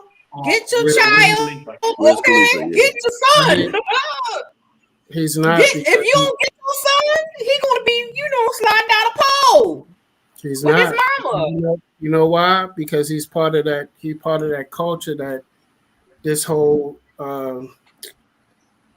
anybody can be anything type of thing, and it's getting ridiculous at this point. You know what I mean? Everybody is so. Men can't be men anymore. Women can't be women. It's this in between, walking the line type shit that's making everything, the whole culture fall apart. Exactly. All right, I put out the question, brother. Take over. I'm going to step down for a little bit. Y'all take over until I come back with the next one. Okay. All right. All right, gentlemen. Shout out to everybody checking in. Red Lipstick Vibes, where the vibe is always positive. We got an amazing panel of fellas up here today, and we are getting some questions answered and having a great conversation. And I believe Sis has another question for us. Let's see. All righty then. Brother, it's the same thing. Get your children. I want them to talk about the video. Oh, okay. Okay, well, because I mean, look, okay, so let me talk about it a little bit before I see you, Prince Hakeem. We see I've been me and Miss She Said and TJ, we did a live where we tried to, we kind of got bombarded on our little girls and our young ladies are being hypersexualized and being, and our boys are being turned into girls and things of that nature. And we're seeing more and more that when that is happening, the men are not present. So when it comes to the accountability stuff, I've been hearing on the panels of women and men when we're talking about these discussions and we're focusing on the parenting of the mothers in the situation, we always hear, but what about the father? What about the men? So in these situations, like the first video, you see the mama twerking on the baby, or the mama filming the girlfriend twerking on the baby. But where is the man? Where is the father? So that's where this part of the conversation is going. When we're talking about, the women, how they are actually raising the children to be, other than what they should be, putting makeup on the boys. You got the Wade situation. Gabrielle Union, she steps in, she gets married to the man, and then the little boy ain't thought about being a girl until she got there. So I mean, go for it, guys. Listen, it's the man's fault. Yeah. Anytime a man tries to step up and say anything, you see what happens. Toxic masculinity, which is bullshit. You can't tell a woman what to do. Now all you got to do is reverse those roles. That man will be in jail right now. Mm-hmm. If he was twerking on a little girl, little baby, he would be in jail. So let's again, the accountability piece. Nobody holds them accountable for anything, so they can get away with stuff like that. So why not keep doing it if they're gonna get away with it? Yeah. And you can't say anything to them. So when you ask the question of where the men at, when the men try to be there and try to exert some type of authority over their children and the woman, you can't tell them nothing. So what are you supposed to do at that point? Short of whipping somebody's ass. So, I mean, and I'm gonna be honest with you, man. I get tired of this toxic masculinity crap. Like, first of all, there's no such thing as toxic masculinity, because masculinity and toxicity can't exist in the same goddamn space. Just like femininity and toxicity can't exist in the same space. They are literally the opposite. Mm-hmm. A masculine man would defend against toxicity. Like if it's a man, if you remember back in the day, if we saw a man whipping his woman's ass, back in the day, another man would intervene, because the man that's whipping the woman's ass is not displaying masculinity, but the man that actually protects the situation that's what we consider masculinity. But then flipped it. Anything that you do that has anything to do with going against what they like is considered toxic masculinity. And I'm gonna be honest with you, I get so damn tired of people talking about this. What's the damn buzzword that every woman wants to use with a man anytime they think that we're trying to be authoritative? I'm trying to think of the word at the moment. Misogyny. Misogyny. Thank you, sir. And first of all, misogyny is the hatred and disdain of women. If I hate you and I have that much disdain for you, the fuck would I try to say anything to help you? Why would I say anything to honestly, I can just hit it and roll. I ain't got to tell you nothing good about you. I ain't got to tell you nothing great about. I don't got to tell you anything that would help you forward in a relationship or any kind of situation or anything. I don't even have to have the headache.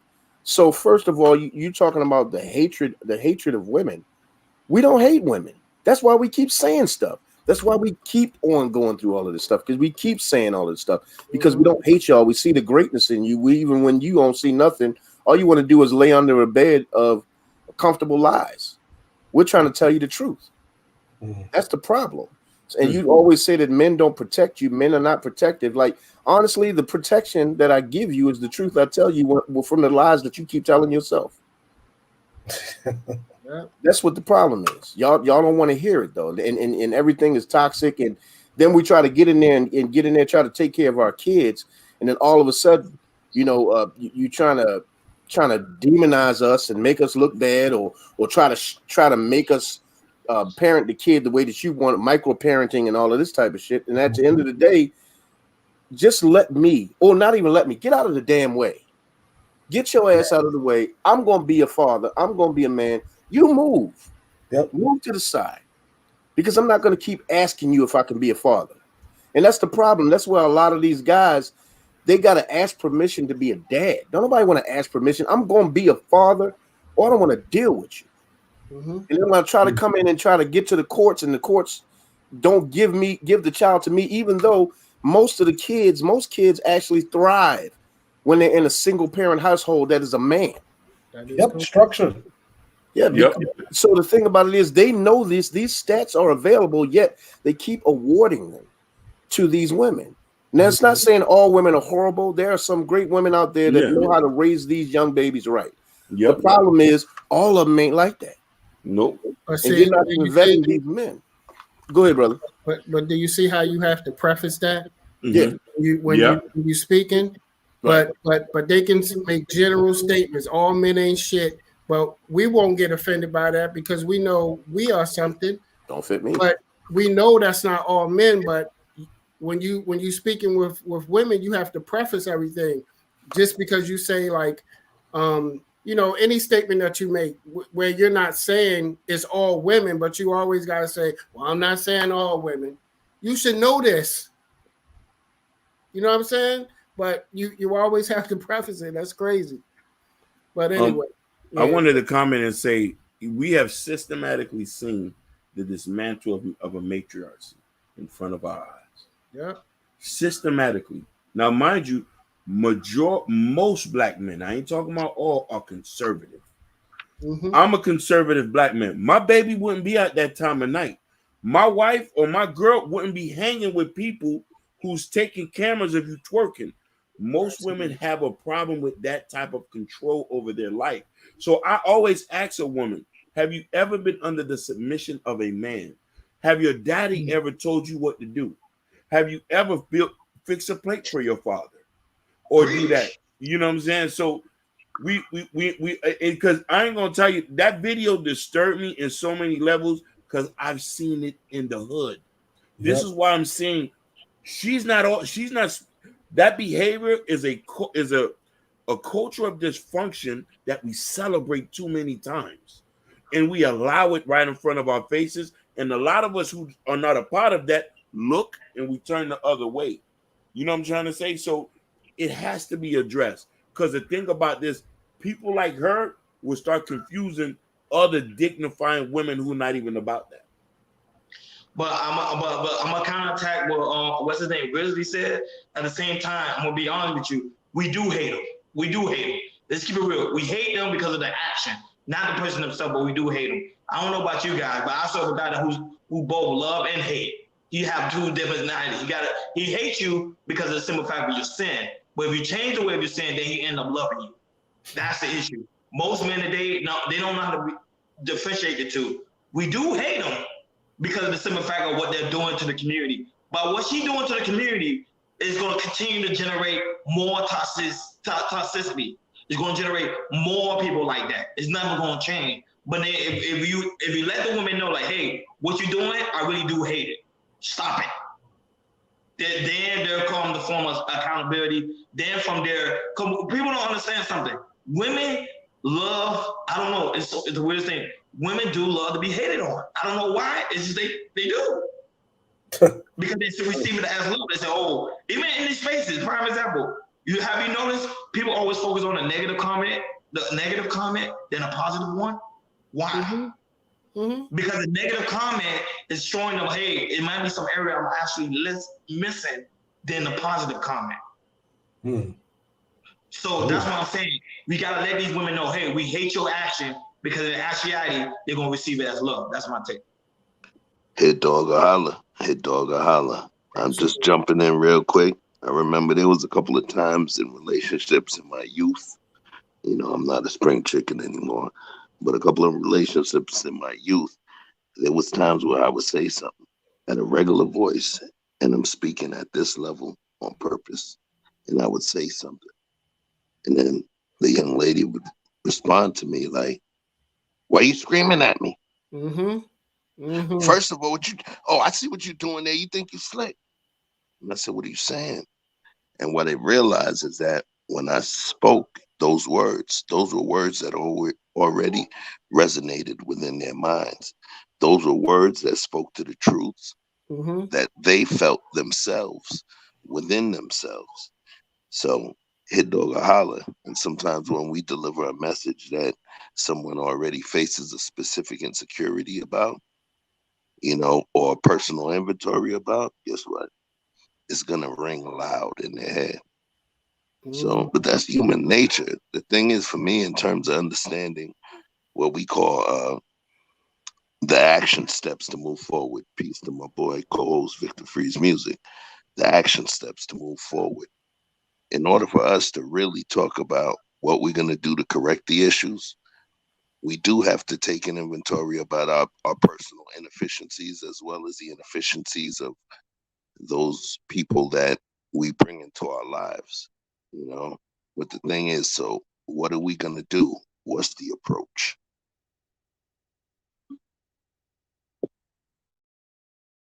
Great question. For me, it looks like evaluation. It looks like check-ins, nothing different than work. I believe I perform in a certain way, but what I believe ain't important. Is what my wife and my children believe. So checking in with them and getting sort of a update and a report to let me know what I can do in different ways, in better ways, to make me a better person, a better father, a better husband, lover, so on and so forth. So I think it's, again, they say there's no accountability, but I think that it takes accountability, self-reflection in order to humble yourself and tap in with your significant other, with your family, to find out if there's something that you can do better, something that you can do different. And I don't think that that comes hard for us as men. We play on teams, and I believe that's one of the highest levels of accountability. If you're not good enough, you're not playing. You do what you're good at, and hopefully you contribute to a team to win a championship. And I just equate that to my family. We all have our roles. We are all good at what we do, but don't try to step outside your box. Don't try to do what someone else does. And if we can get a championship, which is success for our children, success for our family name, I think when we put our individual aspirations aside for a greater goal, that's what it's all about that team concept. And, I don't see many guys that shy away from that. So to say accountability lacks within men, I would, respectfully disagree, because you can tell a man, this is something that you can do different. We tell each other, I admire what you're doing over there. And I don't see that with women. Again, I see you pretty. I see a lot of go along to get along. But when it's time to really get to the meat and bones of the conversation, when it's time to ask those probing questions and follow-up questions, it's just not there. And for guys, I see it there. So, even in the chat, we've been talking for, an hour and 43 minutes, and it's looking like they're not seeing what they want to see as us come together as a collective. And that, again, just speaks to the control, because I hear a lot of influential talk on this panel, and you guys are admirable in your own right, each and every last one of you. And I'll continue, to ring that bell just to show this world, this YouTube world, and the world collectively, that us as men, we can come together collectively, have conversations, and keep the conversation moving forward. So kudos to each and every last one of you guys. And real quick, you can't hear what I have to say if you already got a bullet in the chamber to respond. So if you're ready to fire back before I finish saying what I need to say, then you didn't hear anything I had to say. And we're already the enemy. And we are already the enemy to some women's eyes. So is there even a point to try to correct anything, try to give, we can say it in the nicest way, like Chef gave us an example, and they can just get triggered by it? Is it just like, what, let me just wipe my hands clean off of it and not try to give this woman any kind of coveting? Or should we just try to make it work to fix the community? Well, see, I agree with everything Mr. He said, except for one thing. When he said, go to your family and ask them, what can you do? Absolutely not. I'm the leader of this family. You come to me and ask those questions, not the other way around. So I think that's one of the problems that we have. We're looking towards the women too much for their input when you should have the answer as a man. And even if you don't have the answer, then you go to your brethren for that type of environment. But you never go to your woman, because then she'll look at you like you're the weakest link because you're supposed to be guiding her. And that's why they look at us as weak a lot of times, because if we're deferring to them all the time, then it's like you can't lead me. And that's what they say all the time. You can't lead me, because if you require me to help you, how are you leading me? And there's only one leader. So True indeed, brother. Can't be two. No company operates that way. It's only one. Even in a partnership, it's somebody that's higher than somebody else. So Great point. Anybody else got anything? Okay. I found the clip that Sis was alluding to. I'm gonna play it for you guys, and I'm gonna get your thoughts when we come back. Check this out, guys. Okay, do this. You look sickening, darling. Do you want to see it? Okay, look at yourself. Oh my days. Okay, get inside. It looks pretty nice. Thank you, sis. You're welcome. Do you like it? Okay, cool. But yeah, continue.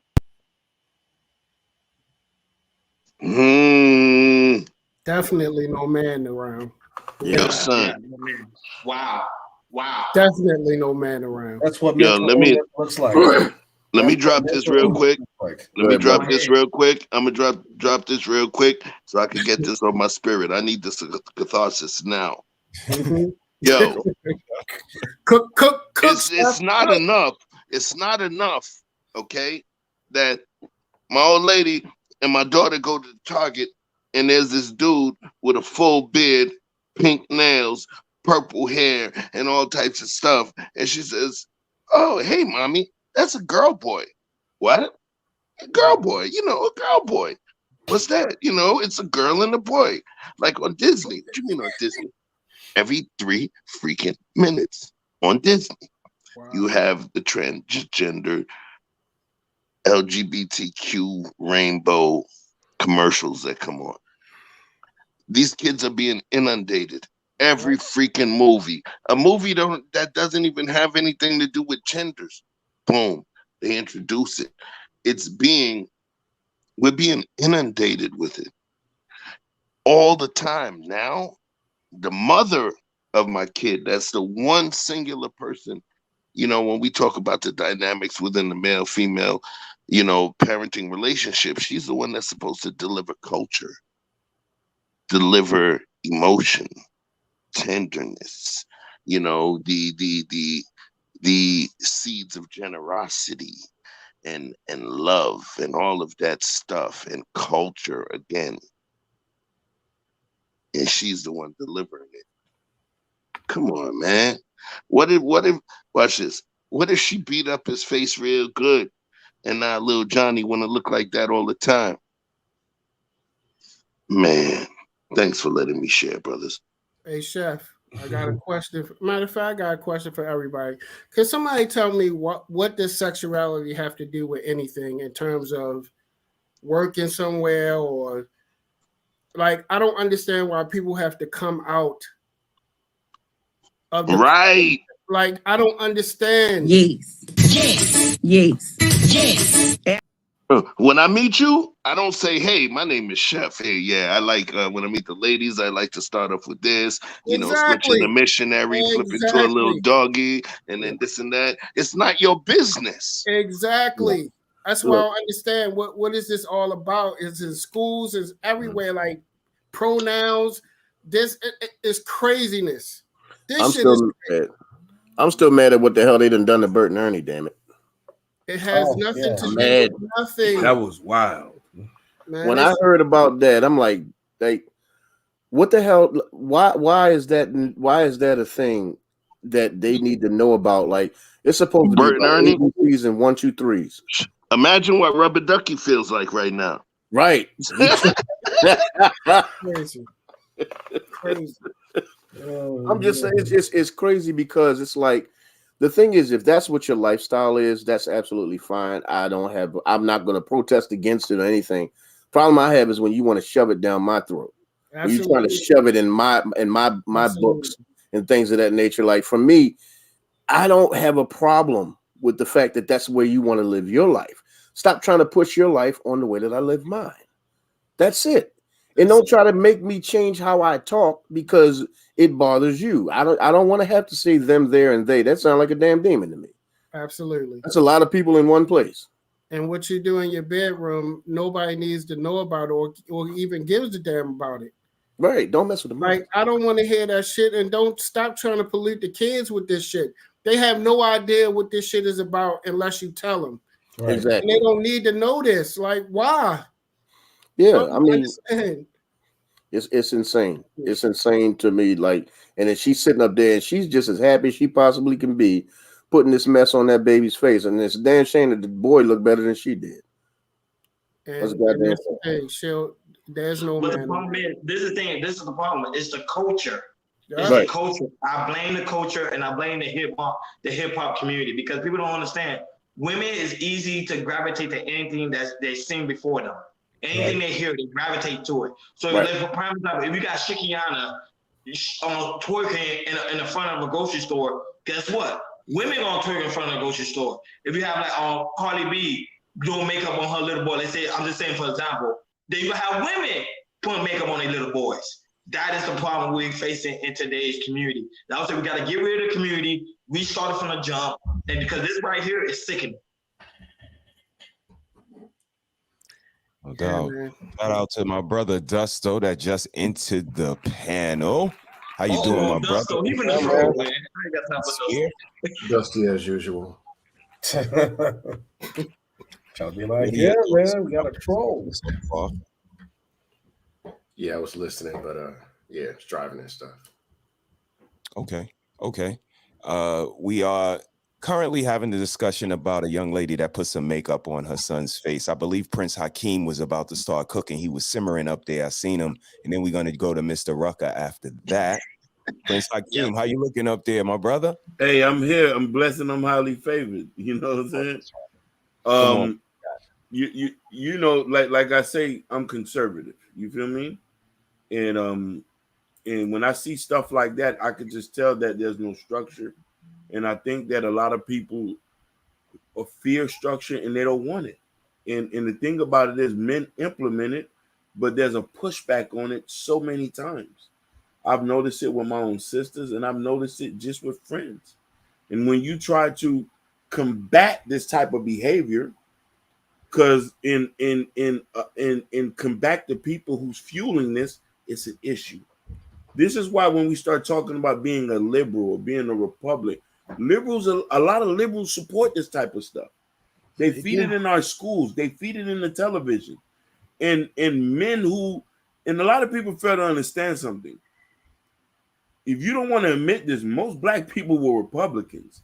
And conservatism, we far from left does not support this. And most of us are fundamentally Christians who strictly live by a certain code of things.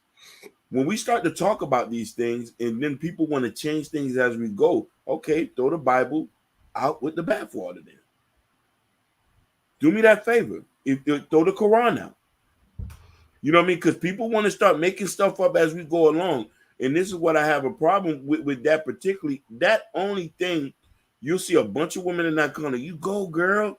Go, girl. Make him look good. Go, girl. It's only men who would say that my son can't be looking like no, my son ain't going to do this or that. But when we try to be aggressive about this, you being too hard on him. Let us do what we got to do, what we've been doing. And I tell people this, black women ain't never had a problem with black men until white folks start getting in our business. No. I got pushback. Okay. Come on, Dusto. Floor is yours, sir. Well, of course, y'all who know me know. I don't know where there's a mysterious white man that is responsible for everything that shows up on Tuesdays and Thursdays and runs every black person's house. I mean, no. If you're competing and fighting for submission and all that stuff, you never had it. You shouldn't have been in a relationship. It's done deal. If you got to run to the government and say, "Can you come fix this woman?" It's a done deal. She belongs to the government. She's never yours. It's a wrap. But I'm saying about and going back, because I'm coming in late. The very thing about holding people accountable. Hold them accountable to what? There's no standards in it. There's no standards. There's no community, and everybody's an individual. Their own. As a collective, whatever it is that they're doing, that if you lumped it all together, it's something of just straight up dust. It's just a bunch of out of control people as a majority. I ain't about to be held accountable to whatever they're doing. Just no. So at the end of the day, there's a few things people can do. You can take care of your body and your fitness. You can take care of your mind. You can take care of your money. You can, whatever faith, I don't argue religion.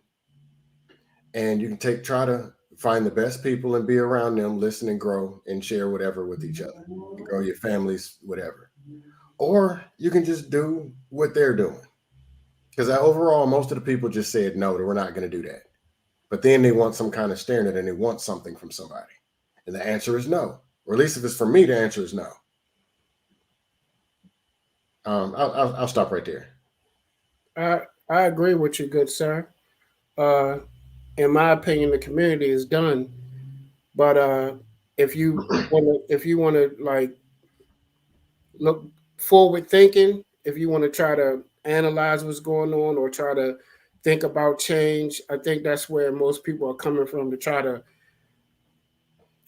try to piece it together to see how we can change this. But I agree with you. The community is done. We're finished. Like, everybody is on an individual mindset. Everybody going their own way or whatever. But I mean, I couldn't even imagine what it's going to be like in a few years. But yeah, we're done. Yeah, you can still grab one or two people over here. Talk to the president of them. That I only agree with like saving everybody. No. Oh, yeah, go ahead, Mr. Rock. Go ahead. Yeah, I only agree with like a little bit of what you said, Dusto. Like a little bit. You said you do or don't. You said you do agree or don't agree. No, a little bit. It comes down to people are making these decisions, but this makes us. This experiment has to play out. So I'm glad that people are doing what they want to do, so we can have the choice to say no or yes. Of course, most of the men on here will say, "Oh, we see, men wearing makeup like that and everything's la la la la la." Cool. No, not my son. So we should treat it as like not my neighborhood, not my community, not my household. It starts with the household. So if you with a woman that's doing all that, you have a decision to make. You either should be okay with this and just free fall and all, just everything, everybody's happy, la la la, or you could just say, "No, not my son. You're done. You failed. No, this is not what I want," and just fight. Unfortunately, you have to go to court, fight for the custody, because it's up to us what we see. We already see what's out here, and as men, we should say yes or no. Now, there's a certain group of people that are a part of our society, but they're kind of not. They're stuck in time. They're called the Amish people. There's other tribes of people out here that know this is happening, but they're just simply saying no. We're going to be so independent from this. We'll barely watch TV. We'll barely communicate with you. We don't want to. If your kids are going to that schools and being all shut up, cool. We're taking them out of the schools. We're going to do some homeschooling. We're just rejecting everything. You hear our complaints. You don't do anything about it. Cool. Society is going left. I'm still going to go right. Good luck to you. So at this point, it should be more of a social segregation, because it is what it is at this point. So I agree with some of that, but we got to just say no to that. But Mr. Prina, I'm gonna be honest with you. Most men, some men, not all, but some men do agree with it, because you know why? They don't want to lose the opportunity of blowing that girl's back out. They don't want to lose the opportunity of having sex with that woman. You're right. Let's keep it a book. But go ahead, I can't. You see, brother, I feel where you're coming from, but then I don't, in the sense of individualism is our biggest problem. Mm-hmm. When it's our biggest problem, and I get where you're coming from, but we're not going to win a war if if we don't fight as a group. The problem is there is no collective. Yes, you're right. We don't all think the same. And the problem is we got different opinions which keep us from getting together. We the only people that we got to think for ourselves and say everybody got to do their own thing. The Jewish people don't talk like that. It's for the Jews, and they're going to do the disrespect of Jew now and see what's going to happen. They all come in swarms. But we the only person said we got to hold down our own block. May I respond? Go ahead, Gusto. I'd hate to say it, but here's how it's been working lately. Because we all black. We got to stick together for black. Yes, we do. Because there's some mysterious race war where people are knocking on doors and saying, excuse me, how black are you? And then they take everything you got, which isn't true. Then we all got our line. But as soon as we go to a line, we all go in the auditorium somewhere, say the Superdome. Then all you hear is, man, what you looking at? Light skin, I'm dark skin, light skin. That's a fight. Then it's the men on the women. That's a fight. Then it's you ADOS, Jamaican, Nigerian, American, African. That's a fight. So how do you fight a war against a mysterious enemy that doesn't even exist? When the war, most of the people's war is in their mirror, it's in their refrigerator, it's in their mind. No, my brother, where does it come from then? Before you even get to fight a fight, they're killing each other and waiting to tear each other down, even on YouTube. There's dudes fresh out the weight room, got loud microphones waiting. Where are them modern women at? Am I wrong? No, you're not wrong, but those are not the brothers I'm trying to connect with. I'm trying to connect with brothers who trying to build, who trying to get together. They don't represent everything that I represent. That's fair. Okay. You know what I'm trying to say? I get where you coming from. But okay, I put some dudes off to the side. I look at all y'all brother as family because we all talking the same language. So I would love to connect with y'all brother. I'm a community type dude. I really get into the community. Outside of this dude, I'm really in the hood. I'm really in the streets. Because you want to know something? Frederick Doug, it's easy to build strong children and to fix weak men, but it takes a tribe. If we're going to stay on the tribe, if we stay on this individualism, throw the whole tribe, the whole tribe analogy out there. That means we can all run wild, do whatever we want, and we just take care of our own. No, it don't work like that.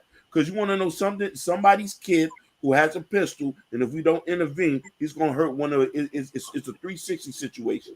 Yeah. Can I say something real quick? And I think go ahead. I understand exactly where you're coming from, brother. I mean, as a matter of fact, I was just talking to C-SPAN about this the other day. I created a page. It's on Facebook called The Sophisticated Grizzly. And I created this page for black men and black women to connect with one another, to actually talk out everything, put it all out there. Let's all discuss it. Let's all talk about it. And then every once in a while, somebody will come with a point where they say, hey, do you see what this said? And do you see why this is problematic? So you'll get the actual post that the person said, and then the other person is giving an explanation why the situation is problematic. And then everything that the post is about, the next few comments is exactly about the same damn thing as the post. You just read the post. I just explained to you why the post is why this post is problematic, but you're still harping on the post and not looking at the lesson that was taught. And that's the problem in the community that we have is I want to connect the community. I mean, C-SPAN always know I've always wanted to connect the community. Always, he'll tell you from day one. That's all I've ever talked about. The problem is trying to connect a community that doesn't want to connect to itself. The problem is trying to connect a community that wants to work as an individual as opposed to a collective. Because everybody wants to look out for self. And see, when you're trying to look out for self, like you said, with the Amish and the Jews and these guys, they don't do that. Now, all of them, and quiet is kept, a lot of people don't understand. They all don't like each other. Yep. But they definitely going to work together because, see, everybody thinks that you're supposed to like the truth that I tell you. No, you ain't supposed to like it, but you're supposed to understand it. You're supposed to roll with it. And everybody outside of us ain't supposed to know what's going on. The problem is too many people want to talk about what's going on within outside and not trying to fix not trying to fix what's within. And see, that's where when Troy says that we're done for, believe it or not, bro, I'm actually starting to lose hope. I really am, because I have some of the most hope in the world. And honestly, I love my brothers and I love my sisters, and I definitely want this connection. But just watching some of the things, a lot of black people are collectively going around hurt, and a lot of us need therapy.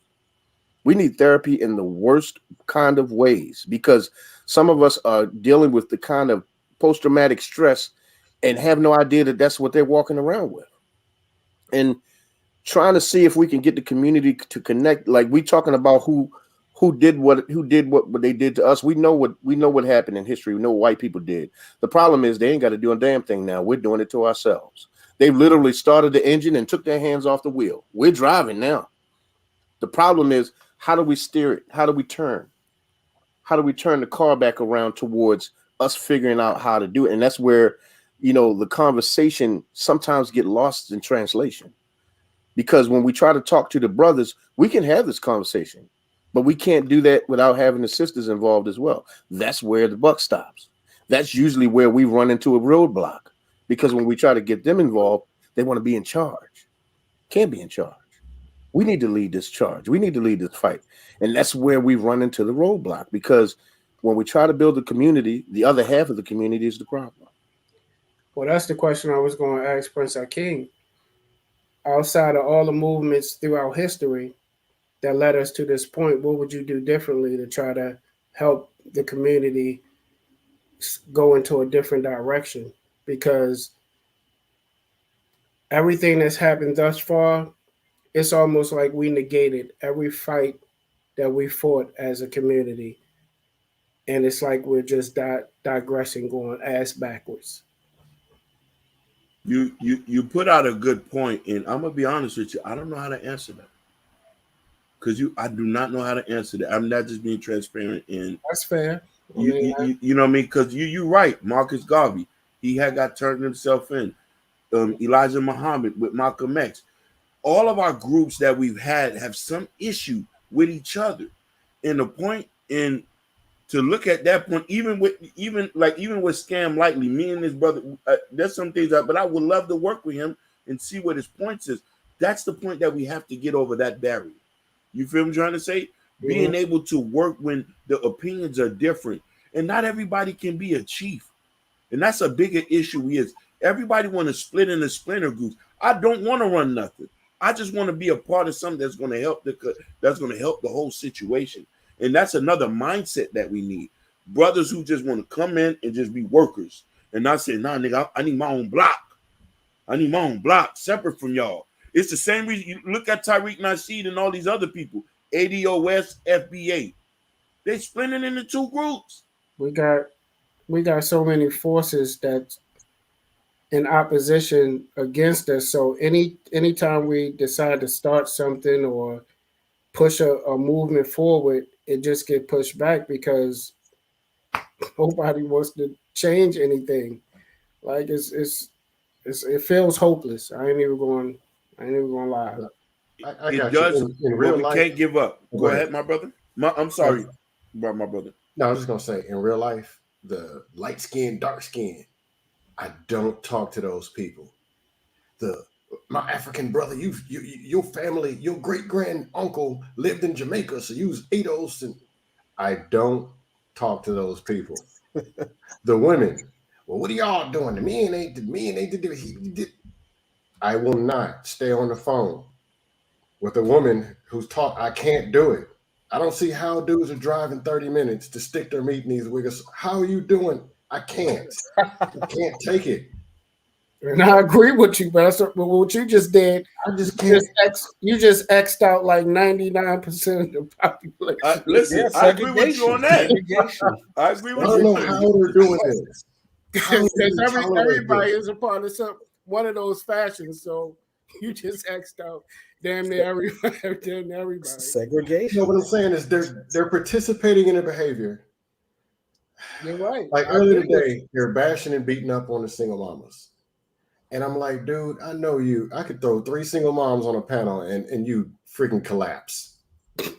You'd be all in that Instagram drooling. Facts. What time them kids go to sleep? Well, I don't think the question was ever smashing because the dude will smash. The question No, is, if you smash, that? no, the truth is, you got to take your time to smash. You don't just walk in there and slide your meat in. You're gonna talk. They're gonna say some stuff. Then they hit it one. Not bad. Let's be real. 3 months later, she's pregnant and he did it. Yeah, you're right.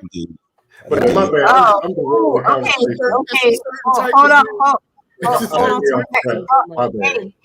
Hold on for a second, guys. Oh my God. Scam Lucky, every time you come on the panel, you always going into my reservoir.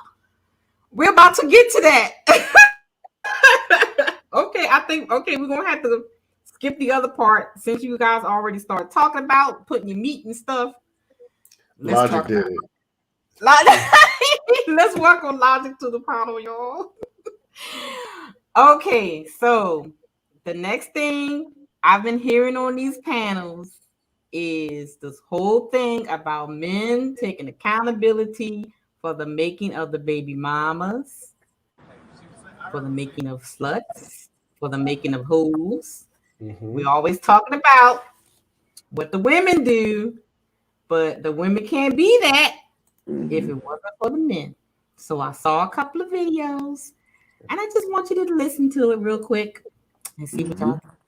What was the purpose of using that word, slut? Well, if you look in the dictionary, the definition of a slut, right? It starts out and it says a woman that, right? It's promiscuous, has a lot of sexual partners, but it never says a person that.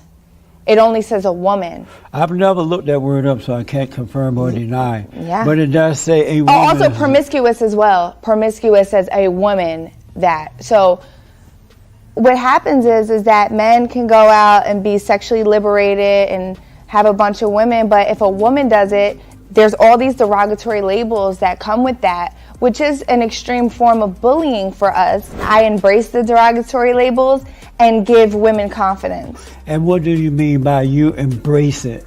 I would refer to myself as a slut. Oh. So basically, it's really what people think about you. It's not really actually what they know, right? So I could, I went through a divorce and then I started dating after that. And it's like, well, if going out on a date with a guy makes me a slut, then that's just what I'm gonna be. I don't think going out on a date make you a slut, but having sex with different men makes you a slut.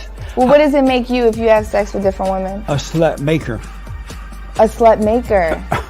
Oh wow. Isn't that amazing? No, it's sad. But men shouldn't do that either, though. It's not. I know that a lot of women think that a man is that men get away with that, right? But they really don't. A man should not be having sex with different women. Why not? It's not. It doesn't show respect to the woman. Well, what if she wants it? What if she wants it? And then he should. As much as I love women, sometimes I get tired of you fucking bitches. Cause a nigga turn on Instagram and Facebook and this all a nigga see, fucking bitch. All you fucking bitches got to be booted over, shaking your motherfucking ass. And if you ain't shaking your ass, you got your motherfucking shorts or panties jugged up in your cotton meat, fucking bitch. So this all you got to offer, fucking bitch? This all you worth? And got the nerve to wonder why all a nigga wanna do is fuck a nigga shooting your dick pics all in your DM, fucking bitch. I damn near give anything just to see a post of a sister celebrating an educational or business achievement, reading a book, fuck, dissecting a frog, fucking bitch. 75% of y'all just pussy, titties, and ass, fucking bitch. I don't see one Coretta Scott King, one Betty Shabazz, one Angela Davis. Shit, right now I even settle for Florida Evans, fucking bitch. Black superhero music. Damn. All right, guys. That dude sound like You got a whole bunch of You got a whole bunch of slut makers around here. Okay, so listen to this, y'all. I've been hearing on these panels, and the last clip we're going to watch is something that happened on the Peef, where Mr. Let Go and Ali got into it because they don't want to take accountability for putting their peen in people and create children, and they want to blame it on the mama for creating the children, and they don't want to take accountability for putting the peen in the woman. So, fellas, we talking about, okay, y'all taking accountability first. What y'all got to say about being slut makers, baby mama makers, homemakers, thought makers, and all that other good stuff? I'm stepping down, brother. Take over. I got Is it free for all or we going in order? How we gonna do it? hey, can y'all hear me? I'll just make sure y'all can hear me. Yeah, you good. So first, are we gonna do it in order or we just going free for all? Free ball? Free for all. Like, oh, okay. I was like, boy, you supposed to say no homo after that. But all right, go ahead. Free for all. So we say pause in New York. We say pause. Yeah. Well, pretty much, we are. I'm not gonna lie. It's the man responsibility. We are the one that's creating these whores type of women. I can't disagree with that. The man are the one that's creating these women. Are you saying holistic, or are you saying individually or collectively? Collectively, because the reason why, prime example, if we stop paying attention to the Instagram models and stop DMing them, there won't be no Instagram models. If we stop going to the strip club and stop tipping these women, there won't be no strip club. The men are the one that's creating these things. We are the one that's creating these type of women. If a man stop having sex with women without a quote unquote wedlock, the women won't be having sex. Cause who? You know what I'm saying? I can address this, and it's something I said before, right? And a lot of men didn't like me for saying this, right? And I gave them, and I used this analogy. I said, why is Doritos on the shelf of every grocery store? Anybody? Why is Doritos on every shelf or every grocery store? Not sure. Why? Know what it's gonna taste like. Because the consumers want it. Right? Would anybody disagree with that? Nope. Not at all. Okay, so now the same thing that these IG models and all that kind of stuff like that. I mean, come on. Look, I was on LaPeep, and then guess what? Most of the simps in the chat came to look at the women, right? Most of the super chats, well, I'm not going to say most of the super chats. Probably about 75% of the super chats is telling women how good they look. You know what I'm saying? I mean, and it is what it is. But men got to realize that they cheer on their greatest destruction. So now, yes, these things destroy them. But women ain't following these Instagram models. It's dudes. You know what I'm saying? Men are the biggest consumers of their destruction. So if we say everything that we say, all these panels, men get on here and cry like little girls, talk about what women do to them, talk about this and this and this. I said, shut up and quit buying the goddamn food. Shut up and advocate for the food to get removed off the shelf. Because, hey, you guys requested. You like Doritos. It's just not called Doritos. It's called Keisha, LaQuanda. And then guess what? Now, because of the black women know y'all like Doritos, they going to come out with a new version every year. Hey,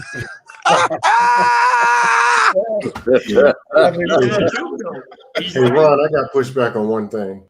Before you push back, let me acknowledge Culture Radio for the super chat. We appreciate you. Since the dawn of time, promiscuity has been frowned upon for men and women. You got it, Dustin. Okay, I disagree with the collective and individual thing. I'm a single man with no kids. Can't nobody come tell me about the baby mama thing. I ain't gonna do it that. What you coming to me for? Yep. I don't want to hear it. I'm gonna try to date, and there's a bunch stack of baby mamas. What you coming to me for? Most of the dudes don't got kids, and a lot of the dudes are part of the dry meat anger committee. They can't get no booty if you try to feed it to them. They're just up there yelling at the women, the Instagram, because they can't get them. Finally, they get face to face on a panel with them. Wow, I get to yell at one of these things because that's been controlling their whole mind, their whole life. But logic is right. If you reward the behavior, you expect it to keep being repeated. And a lot of times attention can be the currency, and they'll take it positive or negative. Yeah. So the angry ones that come up, yak, yak, you men, y'all niggas ain't yak, yak. They want you to go back and forth. Right. And then what do you see on the panel? Doof. Men are single and childless. Doof. Well, 51% of the men. Pushback. I got a little bit of pushback for Hakeem Gold. This is my only pushback. If those men that's not getting single woman, those are the same men that's subscribing to OnlyFans. Those are the same men that still donate super chats. Those are the same men that go on these girls' DMs. Those are the same. These are the same men that go on these women Facebook, on Instant Messenger. So these men, even though they're not getting these women, they still giving the women the form of attention That was keeping them around. Go ahead. There's so many OnlyFans millionaire women. It's a goddamn shame. It's a Order damn being shame. the punching bag that they can keep picking on when they say But dudes ain't making nothing. I'm gonna throw an alibi in there, right? So to my brother scam likely point, that's what he called us today. You know, he changed up like goddamn women change their draw. But this is the problem, right? You're right. Some dudes got something to say about it, right? Not all of them. But this is the problem. They complain because they don't got access to the Doritos. It's too expensive for them. They get the food line. Wait, hold up, wait. Go ahead. They get the food. They get the food line in the Kroger version of Doritos. But guess what? Guess what happened when they can afford the Doritos? Scam likely. They get Doritos, and then now they get a little more money. They might get some Doritos and some dip. Then next time they get some more money, they gonna get some guacamole. That's how it works.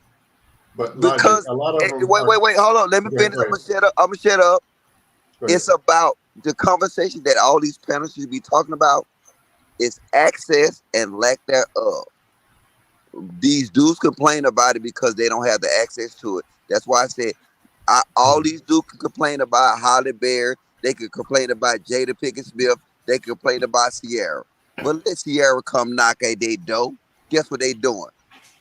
They're busting it open. All right, now I go back on mute. He was spot on. My podcast, man. Hey, wait, hold on. Y'all gotta tell them where to come find y'all at, man. Top Day Grill. Oh yeah. Best food in town, Top Day Grill. Y'all come. All right, I'm on mute. No, I just have one thing. I agree in a sense. Go ahead.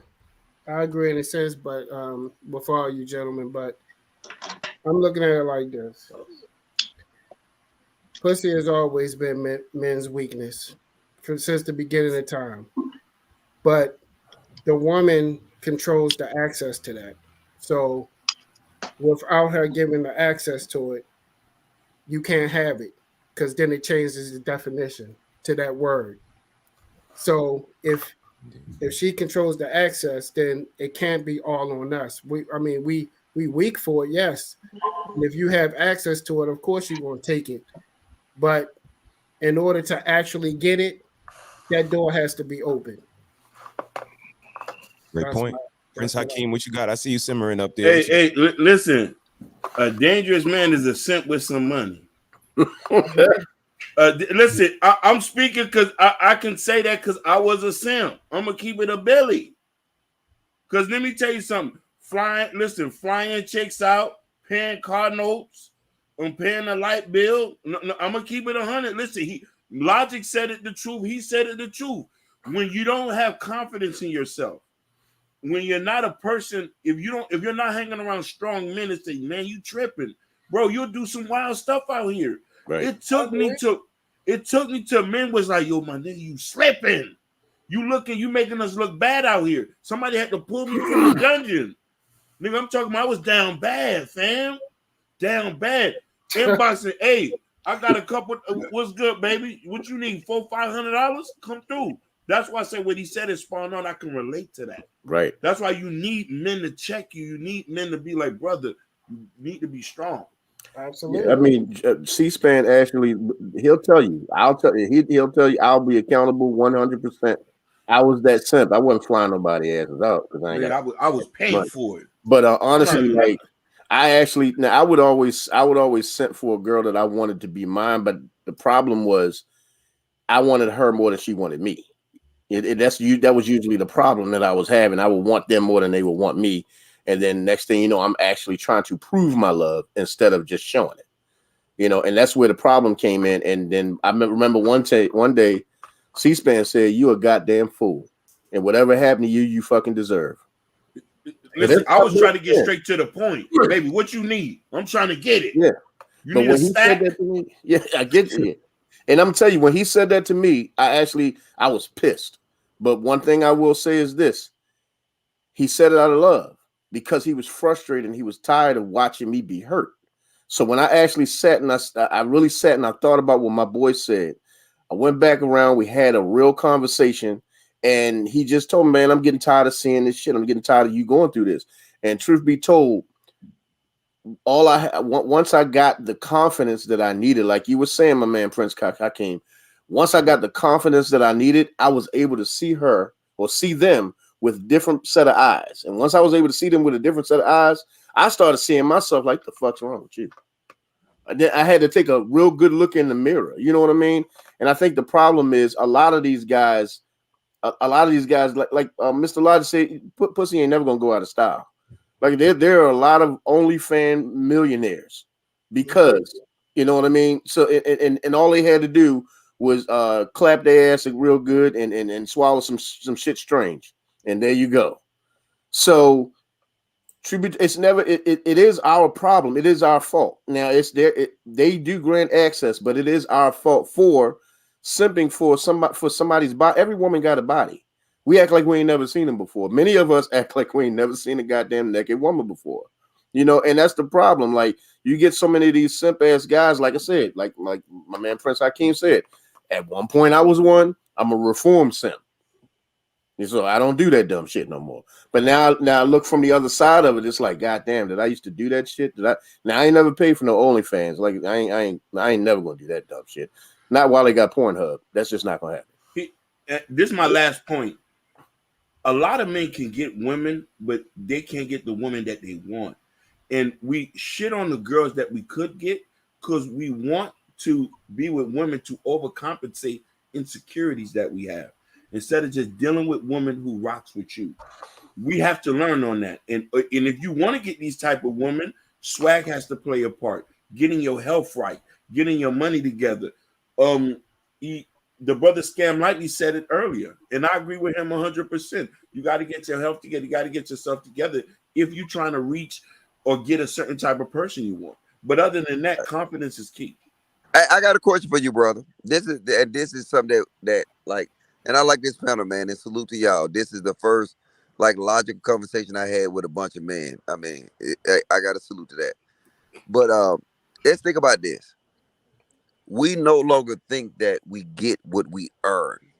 Woo! We because to be honest with you, like I'm just saying, I say this all the time. Hey, if you work at the Amazon warehouse, you deserve a homeless bitch or you deserve a Waffle House worker. Nothing more. If you want her to come to you and be a woman, right? That's if you want her to be a woman. Now, you can get the other chick that work at the Amazon warehouse with you, but she's doing things that you should do as a man. So guess what she's gonna do? She gonna throw Scam like all around that house, and she gonna treat him like his bitch. Yep. That's how it works. We don't understand the aspects of, you know what? Hey, what I earn. And women don't understand that. So now because both people are delusional, it's just not the women are delusional. The niggas is too. You know what I'm saying? The niggas is too. And they think that they deserve all this when no, earn it. If you want to get a woman that's fit, feminine, all that kind of stuff like that, you know the easiest way to get it? Because I never saw a man who was taking care of a woman had any problem with that motherfucker. Because guess what? They'll kick her. Hey, what? What you say? Oh, I even thought you said something. I'm kicking your ass out. And you know what she gonna do? She gonna call me and say, I apologize. I apologize, Mr. Logic. But you gotta earn that respect. Submissive is not a thing that's given, it's earned. Respect is not given, it's earned. You know what I'm saying? Mr. Logic. So with my No, calculation. please, hey, wait. We having a serious conversation. Don't go to that trolling shit, because I'm finna flag your ass. No, hold on just a minute. So what you're saying is, for a man making $46,000 a year, complaining he's overweight, he hasn't taken a shower in 3 days, his game stinks. He can't go and use the YouTube talking points from 1975 and say that men built the world. He's not going to get a fit, feminine, friendly woman. Is that what you're saying, Hey, sir? I'm saying I'm gonna be honest with you. If he makes under $150K a year, he cannot afford to sit here and say a woman should be fit, feminine, and friendly. But oh shit, what happened? I see, I ain't on my computer. And listen what I'm saying now, and I know a lot of these men in these spaces get triggered when I start saying this shit because They want to shame the bitches out of their draws. They want to shame a bitch into submission. You can't shame them. You got to sit here. You got to put forth the effort. You got to put forth the work. Look, it's not going to happen for everybody, but it can happen for a majority of us because you got to get what you earn. Don't try to sit here and say, hey, I want this fit. Well, nigga, if you work at the Waffle House, you don't deserve it. You haven't earned it. You know what I'm saying? If you want to do it, get on your grind, hold your horses, and then now come back and apply later. But see, we think that we deserve it, so we apply when we're working at Waffle House. You don't apply for nothing when you until you get your credentials. You don't apply for your jobs until you what?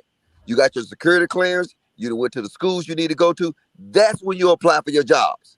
Because now you earned it. But imagine applying for a job when you got 1 year of college. Well, sir. Or applying for a job and you have no idea. Wait, a submissive woman was calling me right now. I'm finna go on mute. Yo, real talk. I'll say this. I agree with him. Yeah, I agree. I agree with Logic. I definitely agree with what he's saying. His balance, his level of balance, he may come across a certain way. He may come across a certain way on screen, but I've seen the dude myself in person. Dude done play with my daughter. One thing I will give him a lot of credit for is his understanding of women, ladies, understanding the depths of what's important to make them grow and help them grow, but then having a certain degree of balance when it comes to our ninja shit, right? Mm-hmm. I done been around dude a few times. There was one time he was the number one advocate for the women. He done made a whole table of dudes stand up so the ladies could have a seat. He recognizes a certain degree of balance. But in terms of me hearing what he's saying, it's similar to what I'm saying, which is this. There's a lot of layers to this shit. Both sides have a certain degree of culpability, accountability, responsibility, and sway on what's going to be successful, especially when we utilize situations involving children. So what I say with this situation here, we're going to have to look at ourselves and see what our inadequacies, our inefficiencies, all of the things that we lack as a specific gender. Men versus women. The men figuring out what our problem is within ourselves. The women figuring out what the problems are within themselves. Right? And then all of us being able to sit at the table, but connect based on the things that we agree upon. And then everything else will fall sway. Well said, sir. Well said. Absolutely. L. Nixon, welcome to the panel. You fellas give L. Nixon a warm welcome. L. Nixon, what's happening? What up? What up, L? What's going on, fellas? How y'all doing? All is well. All is well. What do you think of what you heard so far? Pretty good. I was listening because I was traveling. Well, I'm traveling now. It's pretty good. My thing is I hear a lot about the men, holding men accountable from the women, and I agree. You know what I'm saying? We have to set some type of standard, but what I don't like is the whole. Like we know at the end of the day, like we got to move like it's all on us because no matter what happens, it all falls apart. Whether they trust us or not, when it falls apart, even on their end, they'll default to what you're supposed to be the leader. So at the end of the day, I tell guys to move like it falls on you anyway. But if we're supposed to be a team, right, and we're the team captain, right, we're fine with taking the last shot. Win or lose, we'll carry that. If you default as, well, you're the team leader and it falls on you, that's fine. But even on a team, everybody gets evaluated. You're a player on the team. You can't always default to the team leader. What you bring to the team is supposed to get evaluated as well. And just like in a game on the team leader as well as each player does get evaluated and they can get traded. So, so like, you know, everybody has to have their own side of it. The accountability falls on both people. Whether we're the man at the end of the day, that doesn't mean you always defer to us. Everybody has to, you know, put their work in. You know what I'm saying? But at the end of the day, we function as a team leader, so we got to understand that no matter what people do, it's going to fall on us. So if we move like that and we make decisions like that and we say no to certain things and we think twice about some of this stuff as men, have this conversation we wouldn't even have. What do you guys think about what he just said? I agree. I 100% agree. I agree. Yep. No question. True indeed. Don't push back. No pushback on that. Great. No pushback on that one. Very well said. Hold up, wait. I got a bone to pick with red lipstick. Okay. How do you I got a bone to pick with you. How you let this black ass nigga become a co-host and I ain't a co-host? Like, I'm mad now. I'm just. Wait, who are you talking about? You let Run become a co-host and I ain't even no No, co-host. he's not a co-host of my show. Mr. He says my co-host. No, look at his name. What did it say? No, he's the co-host of another show.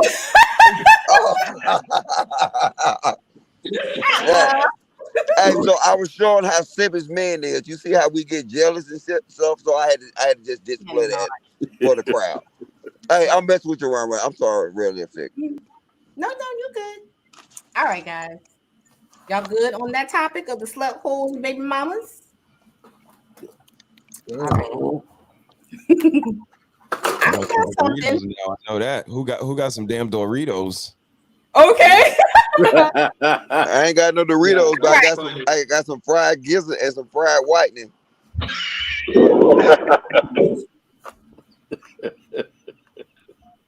Hey, wait, hold up. Y'all, man, if y'all got a YouTube channel, what y'all waiting on? I'm calling myself accountable. Y'all share the video right now on y'all's community wall.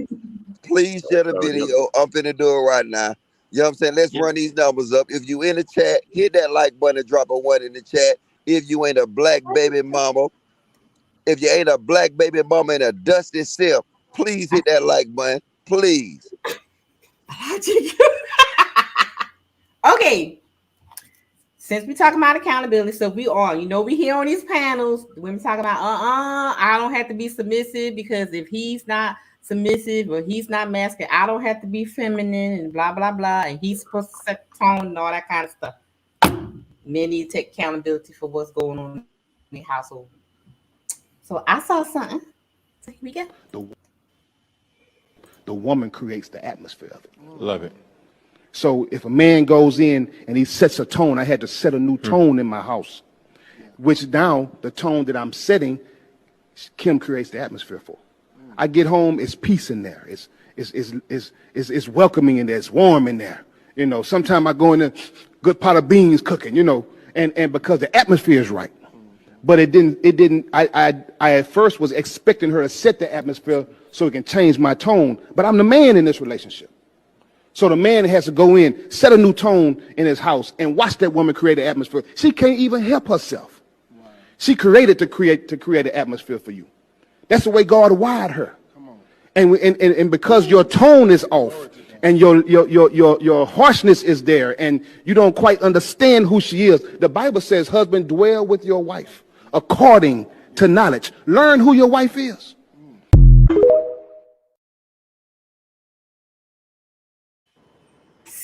So, brethren, what do you guys think about that? Because these ladies are saying, it's your fault that they are terrorist wives. Well, I flagged that nigga video at first because he doing a TikTok video and you're a grown ass man. Was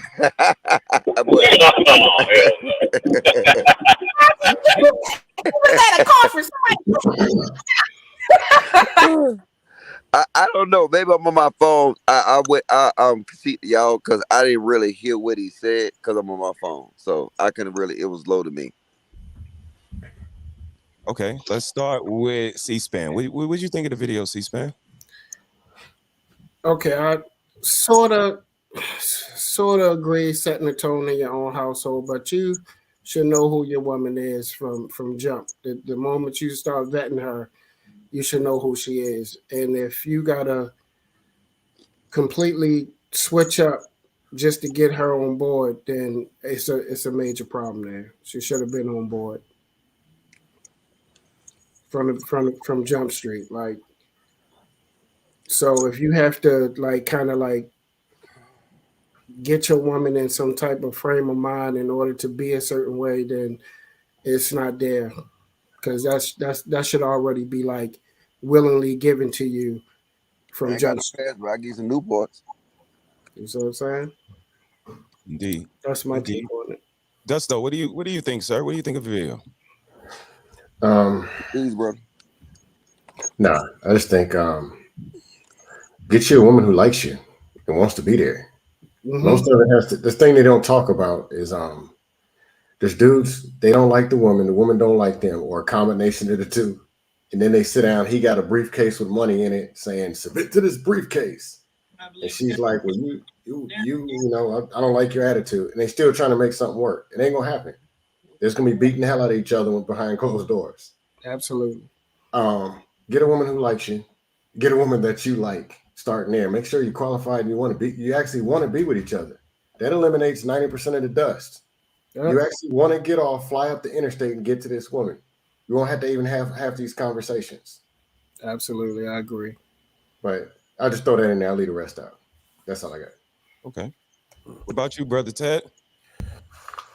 Yeah, I completely agree. Like, don't waste your time on somebody that don't like you. Like, and it's not that hard to tell right up front. And what I'll say to this is, any brother out there that might be listening, if you got to convince her that you're the one, you ain't the one.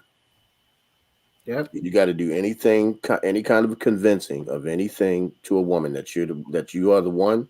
You are not the one, because believe it or not, just like we know up front, they know up front. They know just as fast as we know. The thing is, it takes a little bit of courting and talking and all that other stuff, but they already know. So you'll feel the energy from the woman. If you feel any kind of like over the top resistance, you're not her choice. You're just who she's settling for. And don't be anything that somebody got to settle for. If you ain't the first choice, let's put it like this: if you're an option, take your option away. Either you're the first choice, or you're no choice at all. Understood.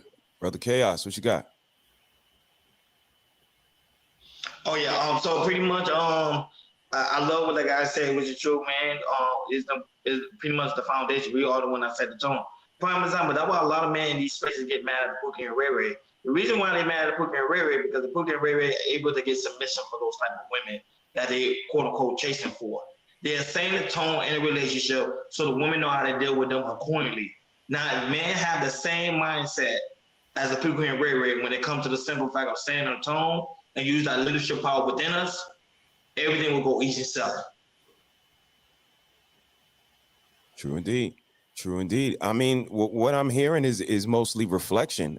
We are reflections of each other in relationships, and when you got a cantankerous chick, it's because she probably has a man that doesn't have a lot of discipline, doesn't have a lot of ways to express himself emotionally or otherwise. Do you guys think I'm way off, or am I okay? Chef, what you think?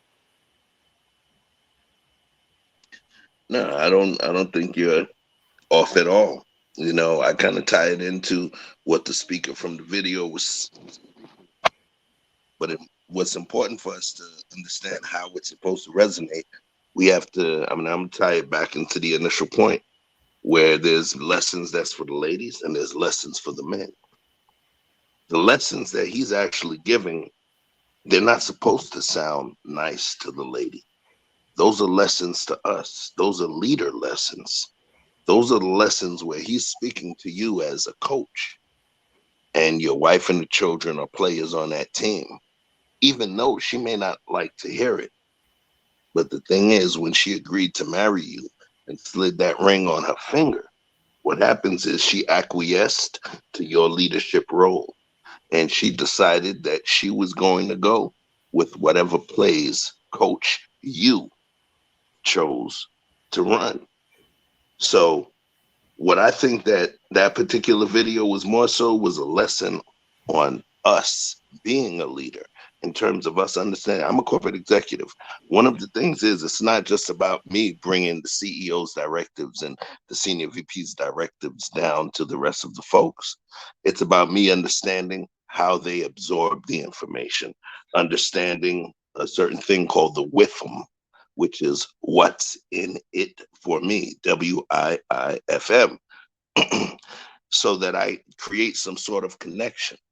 So in terms of that lesson he was given a lesson to us as leaders saying, yo, don't just walk in there thinking you're going to be a freaking leader and say, do what I say. You have to understand your partner. You have to understand that other piece, that other critical piece within the dynamic, and understand how it moves. Sometimes, just like I said before, you know, our folks in the Western society, we choose the dog we're gonna get, the breed of dog we're gonna get, you know, more detailed than the way we choose our partner. We look for AKC papers, want to know the mama, the daddy, and all of that. By the same token, when it comes to understanding who's that altar that's going to bear our seed, we need to understand that person and understand how that person works and understand how they're going to absorb our leadership. And we should tailor our leadership based on that. So that, like I said again, that lesson in that last video was not so much for the ladies. It was for the brothers. Well, I got a question for you, right? I heard you said tailor your leadership, right?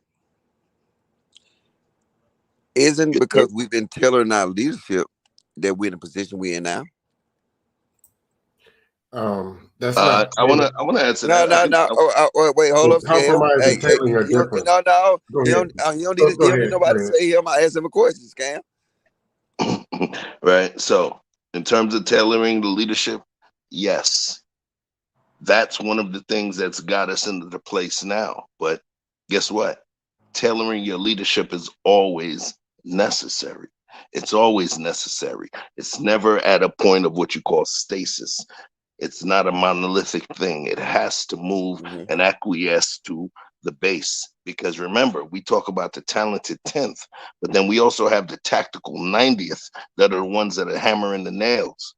And if we are a leader, we rise and fall on leadership, right? Peace Cirilla, right? We rise and fall on leadership. So we have to understand our staff.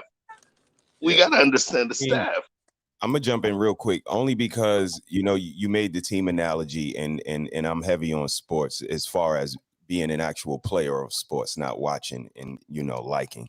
But I think that we always get a little bit of direction and insight from our teammates as far as the people that's on the court. The coach gives us our ultimate instructions, but we go out as a collective and we come to an understanding of how we're going to work within the system to make it work so we can win the game.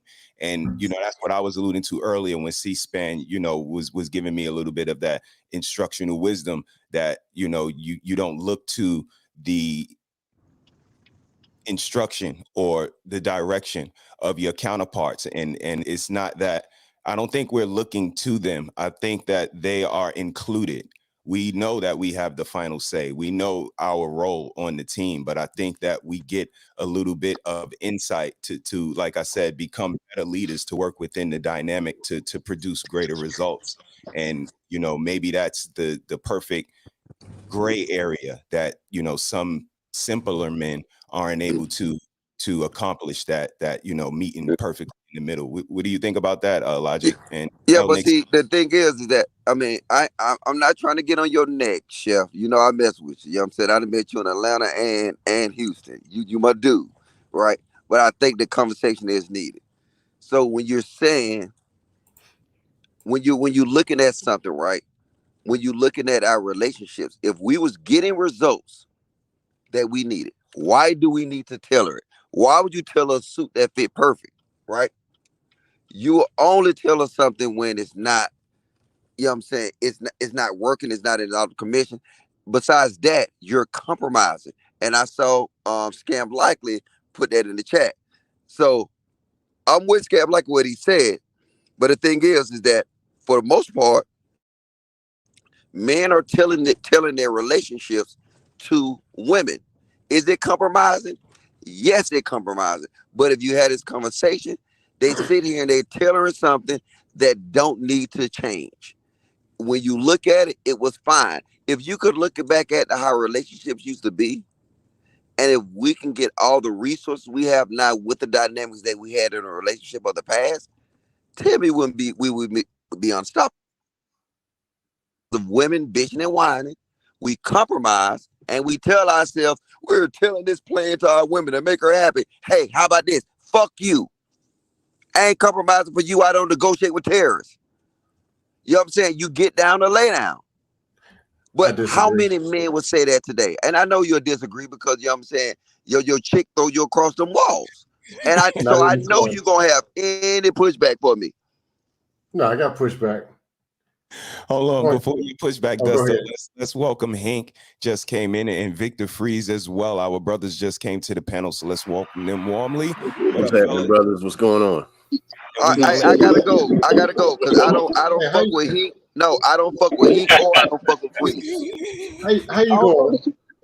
No, you pull the troll and run. Get back over here.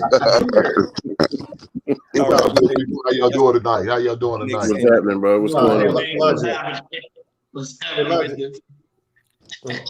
No, Lodge, all I was saying was this. Difference in tailoring and compromising is Kobe Bryant comes on your team. He's different than LeBron. You still got a championship player and you can still win multiple championships. But if you put Kobe at the 4, you got a problem. You might need to know, okay, he needs to play the 2. Or he needs to do this. Shaq couldn't shoot free throws. But you can't put him at the point guard. Like you can't put Steph Curry in the paint. That's what I mean by tailoring. Like knowing what your woman is, her needs may be different. She might got asthma and you don't even know because you're like, no, get in here. You didn't even ask if she got asthma. But Scam, that's why you don't got pushback, Scam, because no. Look, if Shaquille O'Neal convinced you to put him at the point guard position, and you do it, you're compromising. That's not tailoring nothing. You're compromising. Because why would you change that? It's no benefit to that. So you're not tailoring your offense or your defense to Shaquille O'Neal being at the goddamn point guard position. You're we got a different understanding in compromise and tailoring in, but we're both saying the same thing. Yeah, we saying the same thing. You just want to say I got pushed back against logic. You want to act like fucking Freeze and Hank. You know what I'm saying? That's why I don't fuck with them. Brother L. Nixon, we're going to get you in there, and then we're going to welcome Hank. And Simon just came up too. What up, Simon and Victor Freeze? So let's go in that order. Yeah, as far as the video, setting the tone and her creating an environment, I mean, I agree with that. But let's say the situation where you're not on your A game, right? If you build a foundation with your partner, that doesn't, anything outside of that wouldn't give her the opportunity to act anything contrary to that just because you're not on your A game. You know what I'm saying? If you got some type of foundation and you're not on your A game, that would be a conversation because she respects you as the man of the house. So she's going to ask, what's wrong. She's going to try to do anything to kind of like, help out or do whatever it can because she knows that's really not you. Now, if she is acting this type of way, sometimes women already know what they can get away with when they date you. That's why they dated. That's why they wanted to be with you. A lot of women complain about these guys. They don't have respect, but you knew he was that type of guy at the beginning.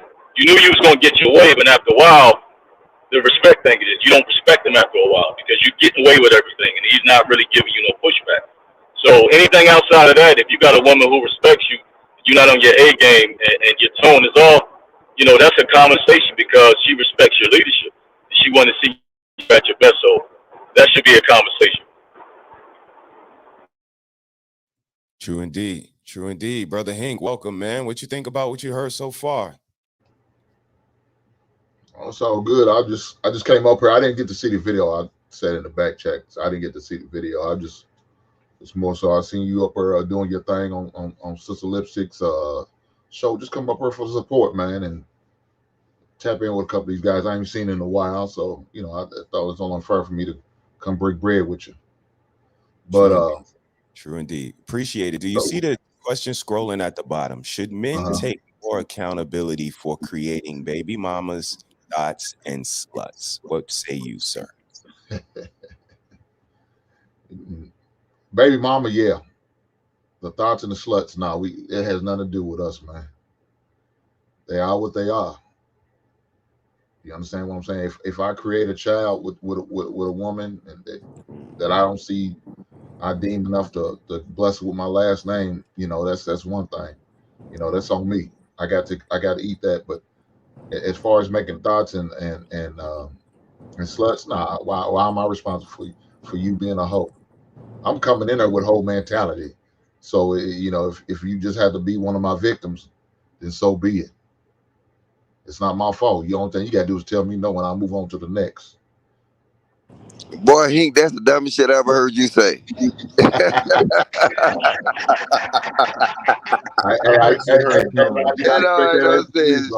You know we produce hoes, bro. Like I said, he know, yeah. I'm gonna tell him, yeah.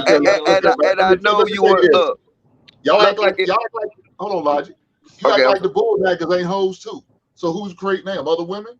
Yeah, okay, but Hink, if you talking about bulldaggers, Hink, you probably talking about less than 7%. You know what I'm saying? How about we be adults and let's talk about the majority? And the majority I can't make somebody who they ain't. They already that. I just brought it out of them. No, but Hink, we create hoes, bro. We like hoes. We bring it out of them. They was already that. They already had their own mentality. Hey, look, cows graze with his grass. Cows graze with his grass. If we show we giving our attention and we giving that money, they gonna go to where the grass is at. Cows are gonna graze with his grass. So I do think that we're creating a market for them. No, but this is the thing. Look, we as men, hold on, Logic. Okay, go ahead. I'm sorry. All right, Miss Courtney, I would never make you a victim. I'm trying to make you my wife. Go ahead, Logic. Come back to you, bro. All right, yeah. See, he trying to shoot his shot in the chat. But go ahead. All right. The thing is, this is how I say it's bullshit for us not to be saying, you know what, whole coach exists. It's on us. Because the thing is, we have our main chick, right? And then, like, I'm saying, I mean, let's be honest with you. I don't want to stick my dick in my main chick ass. That's what a hoe do. You know what I'm saying? A hoe, look, I'm just saying, a hoe, you can dump a whole bucket of cum on her head and you won't, wait, and you won't lose a day of sleep. A hoe, you can have nipple rings, goddamn pussy rings, you can have goddamn tattoos. Look, yes, really, nigga, this real. Y'all don't like this real shit, but that's why I'm finna give it to you. I'm saying we all can admit that whole serves a purpose. So if whole serves a purpose, isn't it for our purpose? Isn't it for our enjoyment? Knock it off already. Welcome to Red Lipstick Vibes, where the vibes are always positive. Now, child, listen, there's a little disclaimer, okay? All views and opinions are not the views of the host. This is a space for all to share their views respectfully and on topic, baby. If you are triggered or bothered by someone's opinions or thoughts, address them directly. Do not come for me, child. There is no... She said she got to separate herself from these comments. Respectfully, she said. Okay. It's all good. It's all good because you know what? Y'all ain't ready to be real. Y'all ain't ready to understand. No, look. A hoe is like an occupation. You know what I'm saying? A hoe is like an occupation. Hoes don't exist. Industry shut down. Hoes is an occupation. Y'all don't want to admit it. I'm telling you. Let every hoe die tomorrow. The whole industries will shut down tomorrow. You'll be, man, look, I'm gonna quit being real with y'all. All right, go ahead and talk to Fluff. All right, I'm sorry. Not the lotion industry. Yo, check the move real quick. Right? Hey, check the move, right? So the clip y'all played, right? It started with, I believe, Amber Rose and Jesse Lee, right? and he said something profound, right? Now everybody ain't a Christian, so I understand. So if you don't co-sign to any of those views, then so be it. Step on that side. I ain't talking to you.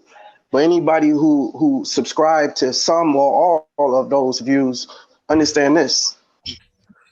What that man said was Amber Rose said, if women are sluts when we out here doing this, that, and the third, then what does that make men? He said slut makers. The Bible would cause a special term for slut maker. It's called whoremonger. You understand? And they have their place in the lake of fire as well. They call by name. It is not your right or your privilege just to go running through women. Now, you may have more than one, but you also are responsible and you are bound to that woman. The Bible don't say nothing about no weddings and no holy matrimony and all that shit that they do at the altar. That's not in there.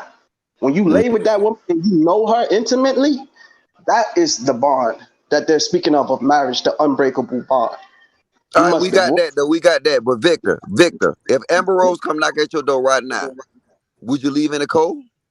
So now what you saying? No. That was a question though. I'm just saying. It's a simple question. It's yes or no. If Amber Rose would come knock at your door right now, would you leave her in the cold or would you break in? Now, see, now you're speaking of my humanity, not my No, I'm asking a question, man. Just answer a question. If it's a yes, I will leave her outside. Yo, okay. Hold on, let me speak, yo. If you asking me directly, am I weak pussy? Not usually, because I had some real G's over top of me and made sure I didn't, and they bred that shit up out of me. You understand? I come from the blue pill world, but I ain't that no more. You know what I mean? Yeah, but I didn't ask you that question. The question I asked you was direct. If Amber Rose was to come to your house right now, would you let her in or would you keep her in the cold? If somebody was trying to kill her, I'd probably let her in for a little while. Well, nigga, you know damn well I ain't talking about nobody trying to kill her. You ain't living what you preaching, dog. Shout out to the hypocrites. No way. Shout out to the hypocrites. I ain't trying to nobody in the Chris, though. Nobody. So you telling me Amber Rose come over there that bitch and say, hey, what's your name? Freeze or whatever, freeze. Hey, yeah, well, freeze it. Amber Rose come over that bitch and she said, freeze it. I'm gonna come over here and I'm gonna give you that pussy. And I got goddamn fucking and I got some more sluts on speed dial right now. You about niggas who eat the pussy. I ain't that nigga. I ain't the nigga with the accent problem. Come on now, dog. Come on, man. You don't have that money and sprinkles in his hand. Watch it, Elijah. No, this is the thing. I'm not trying to pull his hand, right? Look, if what he says real, you know what he would have said? Nah, Logic, I don't move like that. He don't answer a question because he know he would have got that pussy. That's why he didn't answer a question. And you know what? Ain't nothing wrong with you because I would have got that pussy too. See? I can admit it. No, nigga, we not the same. We don't co-sign. No, nigga, we different. You'll get that pussy. Yeah, you would. But go ahead. Go ahead. Hey, go ahead and talk shit for the YouTube. And make Yes. Absolutely. Yes. Yes. Yes. Yes. Yes. Yes. Yes. Ty, you maxing me out. Hey, look though. Every man has his type. And he's got that woman that could just fuck up. Justify it now, big brother. That can fuck with his strength. And that's why the women are not to be left out of the accountability pie, because it says you're not supposed to place a stumbling block in front of your brother, which is why my man going in on the women on the Instagram showing they pussy demanding respect. It's an oxymoron. It don't go together. Now here's the thing. If my man was talking earlier about community and about our sons and these women and the twerking and the this and the that, all of this shit comes out to you can't breed nothing out of these children. You can't breed it out because you need a community. The homes are already broken. They already broken. You're not gonna undo that. So the only thing you do is work forward. So in order to do that, You got to understand that 2/3 can't come. 2 parts therein will be cut off. You understand? You got to be with like kind, like minded. It says judge and not be judged, but it says judge righteous judgment. So if you're gonna place, this condemnation or hold people accountable, it can't be just how you personally feel. You got to have something you can stand on that we can all look at in common and check each other with. It ain't what you personally feeling. That's why people say, well, hell, you doing this. Well, how you gonna say something about what I'm doing when you doing that? You a hoe. How you gonna call me a hoe? So you don't know. The men can't check the women and say, blah, blah, blah, y'all out here giving it up. Because y'all out here taking it. Because if you come up to your door wearing something scantily clad and you got a nice little shape, logic gonna let your ass in. Whether you the goddamn Uber Eats girl or you know what I'm saying, it don't even matter. And I ain't the price of dick is too low. Men have no value for themselves. Now, what you just said, Victor, I just want to let you guys know that I did a poll in one of the ladies groups that I'm in. That is one of the main things they say is, how can you guys say anything about us when you are the ones that are partaking in it? Just like how what Victor just said, if I come to the door with, booty cheeks on and crotch showing, you won't take it. So then that goes back to what the ladies are saying on these panels. Y'all talking about us, but so when y'all going to take kind of accountability for what y'all doing in the discipline and all that kind of stuff? What y'all think about that? Logic don't believe in discipline. He said that. Victor said he let them in. Victor said he open doors, baby. He gonna put the white flag out and welcome them all in. Who said that? You.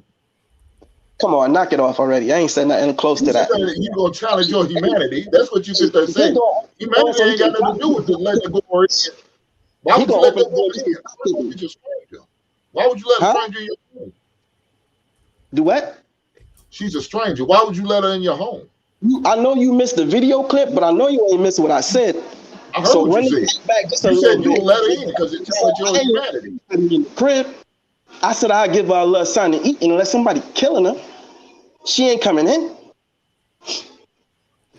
You better than me. I'm not giving a whole shit. She has to be in imminent danger. I got a heart. I'll be alive from me. That's all hope can get from me. Alive.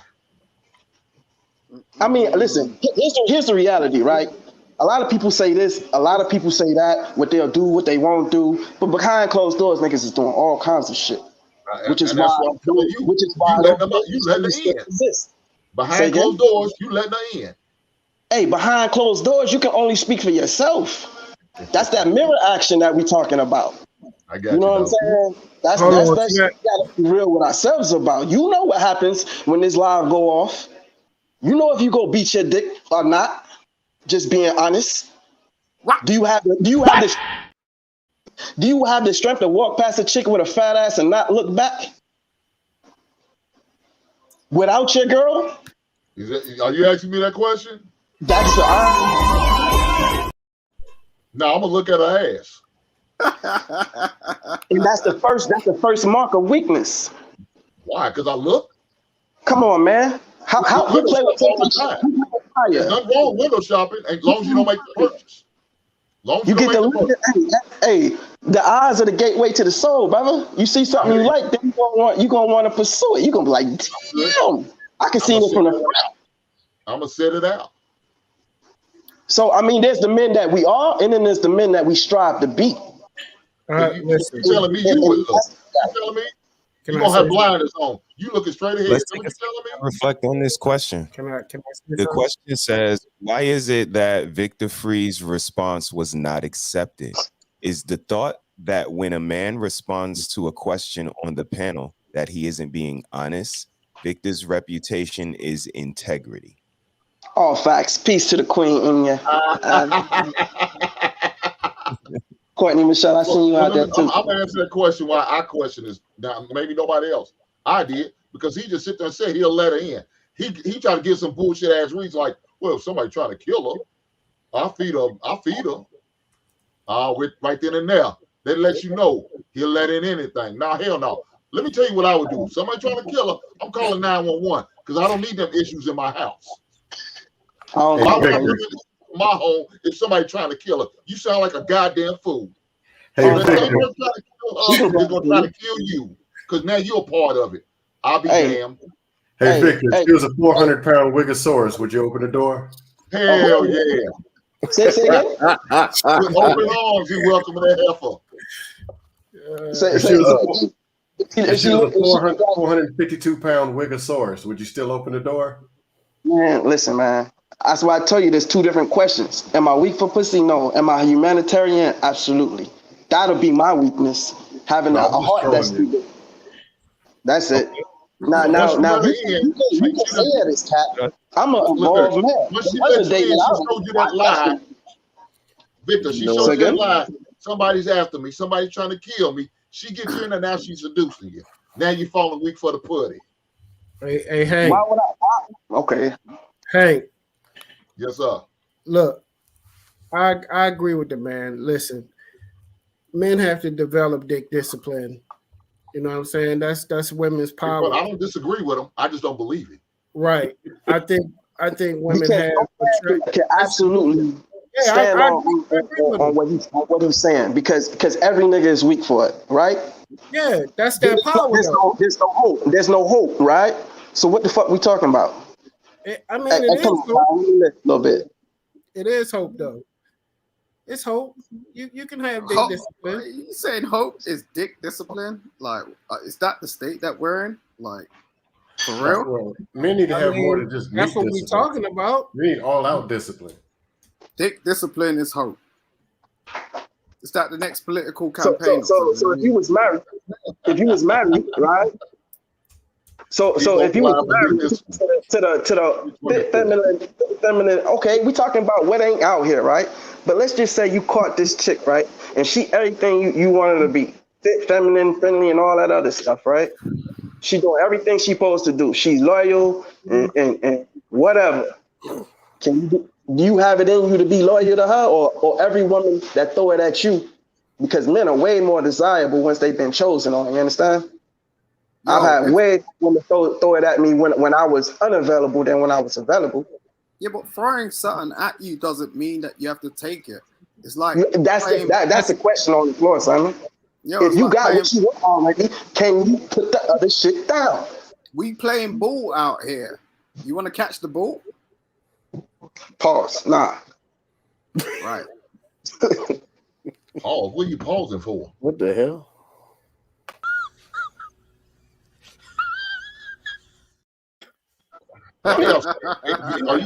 Are you having questionable thoughts? Is that why you have to say pause? No, the pause part is the fact that we need to catch the ball. Oh, is that why he's saying that? That's why. Let Victor talk. Victor, he can talk for himself. Why did you say pause? What's on? Scratch that pause shit. Respond to what I ask. If you found the woman of your choosing, not the woman that you'll settle for, but the woman of your choosing, the dream girl, can you push the other ones to the side that's still throwing this at you? The girl at work, the girl at the corner store, the girl at the gas station, can you let that pass? Yes. Who's that question for? Is that for the floor or is that for Simon? Yes, you can. It's like my man was saying, you got to have discipline. Like, honestly, truth be told, you can't jump on any and every day. At some point, you have to be a goddamn adult. You know what I mean? Like, if you found the woman, the right woman, you shouldn't be still trying to run out here and hop in any and everything, man. Like, at some point, you're going to have to grow the hell up and understand that if this is what you asked for and then you fuck that up, you don't deserve anything that looks like happiness. You asked for this woman, you got this woman, you got the kind of woman that you've been looking for and asking for. You still gonna go out and do some dumb shit? Yeah, then that means that's not what you really want. You wanted what you thought you wanted, and then once you got it, you panicked. You didn't feel like you could live up to it, so you felt like let me go ahead and sabotage it. That's all you're gonna do. You're gonna sabotage it. So greedy. You American greedy. You think you can have your cake and eat it too. Yeah, And greed comes that's with what it growth. is. It ain't about And being all this American. It's about being honestly, truth be told, it's about being a grown ass man. At some point, you got to be a grown ass man. And a grown ass man that blows up his house is a little boy pretending to be a grown ass man. So Victor, why don't you answer your own question then?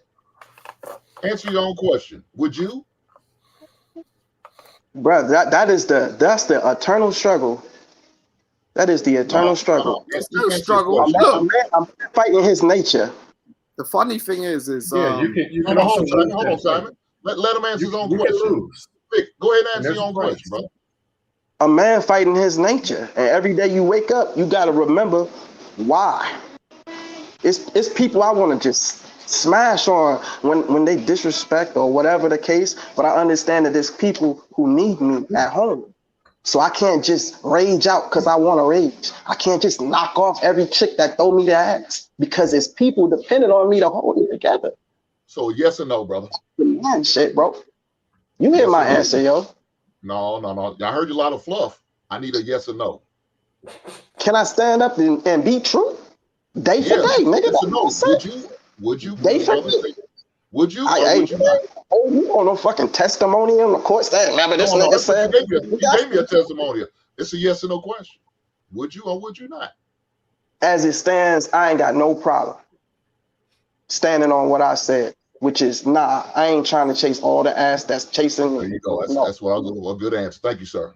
To be fair though, that's what that man been saying this whole time. From the beginning, that's what he's saying. Brother, I don't know how long he's been on her. If he's been on her long as me, that ain't what he said.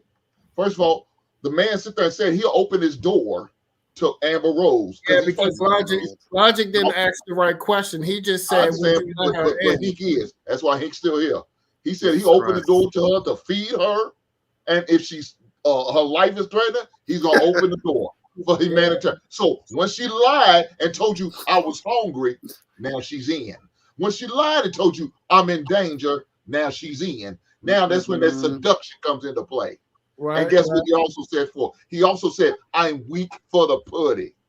So now she knows he got a weak man. She gonna fall for it. She gonna put that thing in his face. I hear you. I just didn't hear all that. I heard him ask. You hear him say he opened door if her life's in danger? Yeah, I heard that part. What nigga say out his mouth? What nigga say that? Even if it's true. Did you not hear him say, I'll feed her? I'll feed her. I did. I heard that. Okay. That's when that seduction comes in. Because she lied to him to get in. Outside my door if he asking for some bread before he breaking my shit. Are you going to knock a man down? It was never a option. So what the fuck we talking about? But that's what I'm saying. Amber Rose not looking for that. She looking for some companion. Oh Lord! Come on, man. Hey, man. See, y'all. That's how we talk in circles, and we don't never get nowhere because niggas want to sit here. Niggas want to sit here. You want me to use a vulgar? She looking to get some ass. Yo, relax. A little bit. I was very clear on what I said. So if you want to rewind, bro, you've been seeing me in these YouTube streets. This ain't the first time we bumped into each other. So you know how I move and you know what I stand for. You know what I'm saying? So I appreciate it. No, I appreciate the entertainment value, but you know where I stand. You know what I'm saying? World small, world really small. Again, I said I don't disagree with you. I just said I don't believe you. That's all. Okay, and that's up to you. But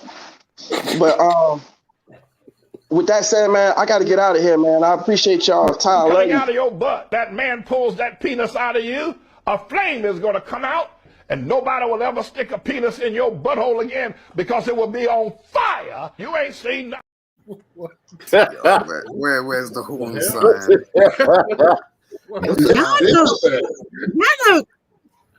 Y'all don't know how to act. Y'all acting up. Y'all talk about the women acting up, the men be acting up. Y'all.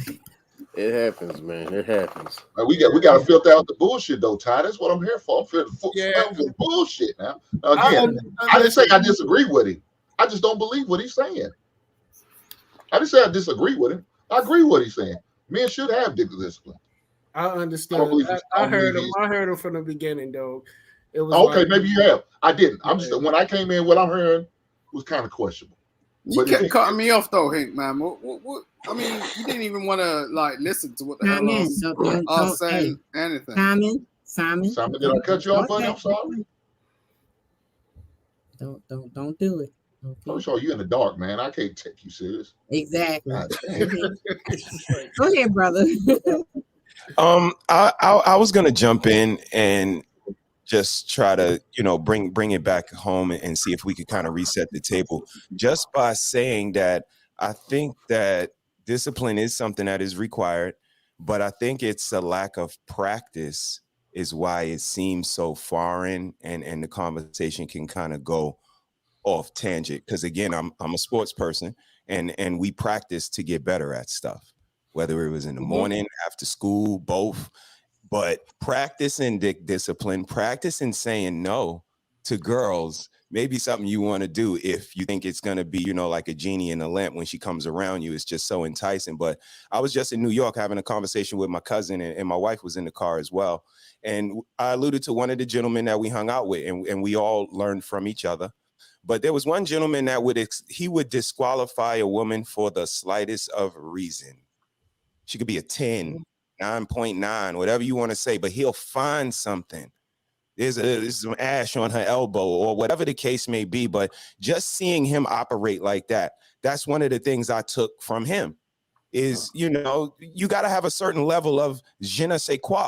You can disqualify just like girls can disqualify. Something I said to my wife is that a lot of times you get a girl in the house, everything's going right, panties could be halfway down. You could say one thing and she go, "What you say?"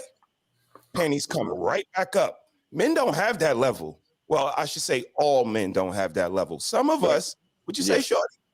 Hold up again, but if we don't practice that, if every woman we see, we're trying to conquer, then it's going to be a different dynamic. But if you see women and say, you know what, I'm going to chill. I'm not going to jump on something as soon as I come in the club. Let me scour the joint and see what comes in. Who knows who may approach you? But when we looking at somebody, we rarely see who's looking at us. And I think that's the discipline that we as men don't have. We color in with these 4 crayons when there's 64 crayons in the box. Right. I agree, brother. I absolutely agree. Yeah. Knowing that that's our weakness, that's basically not putting ourselves in certain positions will help a lot. See what I'm saying? Right. If you know you ain't got the control, absolutely don't put yourself in places where you're gonna lose control. Positions because you're going to fall. If you know you can't invite, if you know, first of all, if you know you and this girl can't be friends, then don't try to act like y'all friends as soon as she walk her ass over and in a moment or some kind of whatever happens, and the next thing you know, the friends just became real friendly. You already know you don't have that kind of discipline. You already know that that you're attracted to this person is attracted to you. If you're already in a situation in a relationship, you're gonna mess up. But if you don't put yourself in that position, then you don't have the option to mess up. It's that simple. Sir, yeah. I don't believe you could be friends with a woman. I really don't. Like, I respect that. I respect that. If like, okay, if you have family members, in particular, Black men, if they have been actually brought up in families where they have sisters, they can make the sort of communication with the rest of the world in terms of thinking that everyone else thinks like that. So they will approach women thinking that they will understand where they're coming from, but they don't. And the fact of the matter is women don't respond in the same way that men respond. Right. So if you're like a man approaching a woman, regardless of there's been clips and I've seen people on the streams and stuff talking about how at the end of the day, like they will go on a date with a friend. As a man, this is not even the Black community. This is just standard practice. But the woman is like, she sees it like, oh, okay, he's trying to get to know me. Where the man is not looking at it like that at all. Right. I mean, most men, like 90% of men who go on dates, are not going on dates based on the fact that they're trying to get to know the girl. They've already sort of tried to figure that shit out, like from the outset. So it's like you have this thing that goes on beforehand.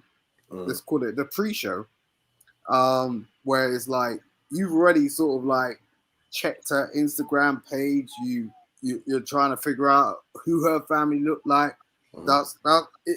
Can her daddy beat me down? You know, it's like, and then you get to the point where it's like, okay, we're at the stage. The stage is the date. Many women do not understand this thing, whereas like men will do their background and try and understand where you're coming from. But why are men still out here into 21st century allowing stuff to go on, and sort of, you know, facilitating dates where they damn well know that the woman is not actually interested, where the conversation is you're facilitating a woman that's not interested in the first place. Because the access for men is not easy, and for women it is. That's why, like, they don't have to do anything to work to achieve a man, but we have to do things to achieve them, i.e., have the right amount of money, swag, whatever you want to call it. We have to present ourselves in a way to attract them, but they don't really have to do anything. That's why. Do you truly believe that? Do you truly believe that they don't have to do anything? I absolutely believe it. So, yo, they wake up in the morning, right? They put their makeup on. They get a real nice dress. Mm-hmm. They facilitate themselves, right, for your date. They don't have to do that though. They can go out with no makeup and sweatpants and a jacket, and they will still pull the same amount of men if they choose to. So if a chick turn around and like turn up to a date with you, and she was dressed like Kanye West, what's your reaction? Well, that depends on the man who's going to accept. Like, it all depends on what he's into. But 9 times out of 10, if he's visualizing what that's going to be like underneath of those clothes, it really wouldn't matter. If he's going to get it and he knows he's going to get it, it wouldn't matter what she had on. Okay, so let's say like you did that, right? Mm-hmm. And she was dressed like Kanye West, and then like you pull those panties down, and she was all scarred up. She was in the military. She had been through some battlefield sort of stuff. That's the reverse. The hell are we talking about? Yes, bro?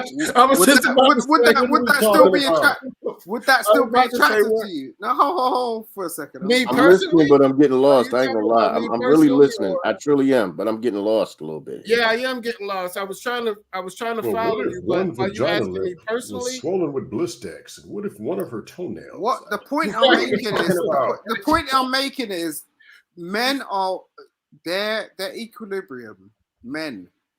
Their equilibrium, their vortex, the third eye, is tuned into this Instagram, perfect type of woman that they're going to type of find. And the fact of the matter is women are not built like that. Same way men are not built like that. And we've got to get past this bullshit in terms of saying, okay, this is what we see on one side of the fence, and this is what we see on the other side of the fence. That's just not how it works. But every man is not attracted to Instagram models. The only way you're gonna find. So sorry, say that again, bro. I say every man is not attracted to Instagram models. Yeah, I know this. This is what I'm saying. I'm just saying there's an economy in it. Yeah, and we buy into it. So unless we stop buying into it and we create our own economy, it will become problematic. Who's playing his music?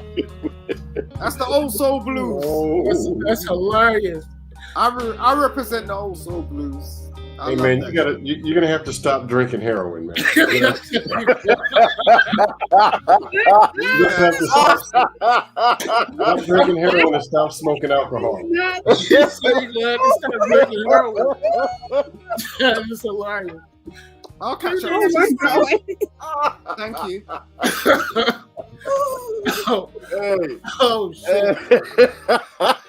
Why did you feel like? Wait, hold on. Why did you? Why did you feel that you had to say that to me? Because don't nobody know what you're talking about. What are you talking about? That's why I think. Hey Simon, I promise you, I was trying to listen, man, but I couldn't get it. I take stuff very seriously. So, I don't. I'm a troll. Well, good. But after so long, if you're off track, to troll. All right. So now I'm about, and like I see where you're coming from, and you could giggle all you want. Do you understand? But other people have felt when they've talked to me in a certain type of way, because I ain't trolling. I'm sober as fuck. Now, listen, you gotta realize, as grown adults, as grown people, we cannot correspond like this. You don't just talk to people in a certain type of way without understanding where they come from. You understand me?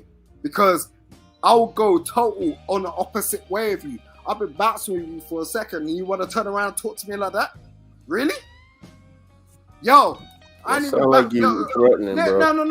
Listen, it sound like a threat, bro. You need to chill out. You're going too far with it. You're going too far. Relax. Listen, bro. Relax. No, I ain't gonna relax because I don't like. Okay, so I guess he was drinking heroin. I tried to listen. Like, yeah, me too. I tried. Yeah, I tried. We not definitely we not doing that over here. That's not what we about over here on this side of the YouTube. Absolutely. Okay? But I have a troll quarter to me, so I mean, y'all understand. Yeah, I tried. You had to do it, bro. You had to do it. I do want to say thank you guys for coming to the first in a long time Blueprint to a Man's Thoughts panel. I hope this won't be the last time. I just thought it would be a good idea just to bring it back because the ladies truly enjoy just hearing just from the men with no women interrupting, but me, of course. Shout out to my brother for taking over because I wasn't feeling too good today, and yeah, I need a lady out. My head is like splitting right now. That's what I get for trying. That's what I get for trying to do a 24-hour fast. My head is well, real quick before we go, you know how this is a blueprint to a man's thoughts. You can't bring Simon back because I don't know what the hell that was, but that's not. Well, I was trying to do a new thing, you know, just having, you know, certain people up first, and then at the end of the show, letting people come up from the chat. So that's why I did it that way instead of having, you know, unwanted guests when we're in the meat of the conversation. So, right. So I think it worked out okay because we were at the end. We were at the end of the show. I wanted my co-host. Do you have anything to say? No, it was a pleasure, man. Always a pleasure hanging out with you fellas, and always a pleasure building. Like I said, I admire, I respect each and every last one of you guys in your own right. And the conversations that we have, I hold near and dear. I didn't have a dad, so, you know, you guys are my brothers. And I respect each and every last one of you guys and what you have to say. So thank you for coming. Thank you for showing love to my sis. And I appreciate each and every last one of you. And OG Dad was watching y'all. He was agreeing with a lot of what you guys were saying. So okay. OG Dad said, yeah, that's right. Them bubblehead jokers talking. So yeah. I appreciate the invite. It was a great panel. I enjoyed being on it, and hopefully get invited back again. Yes, most definitely. Truly, I like your insight on things. Yes, indeed. Chef, are you there, Chef? I'm mad at you. You ain't been on camera. I'm sorry about that. I told you I'm having these difficulties over here. My camera's jammed up, and my studio situation is a little off. But I definitely appreciate you having me up here. The conversation. Are you going live this week?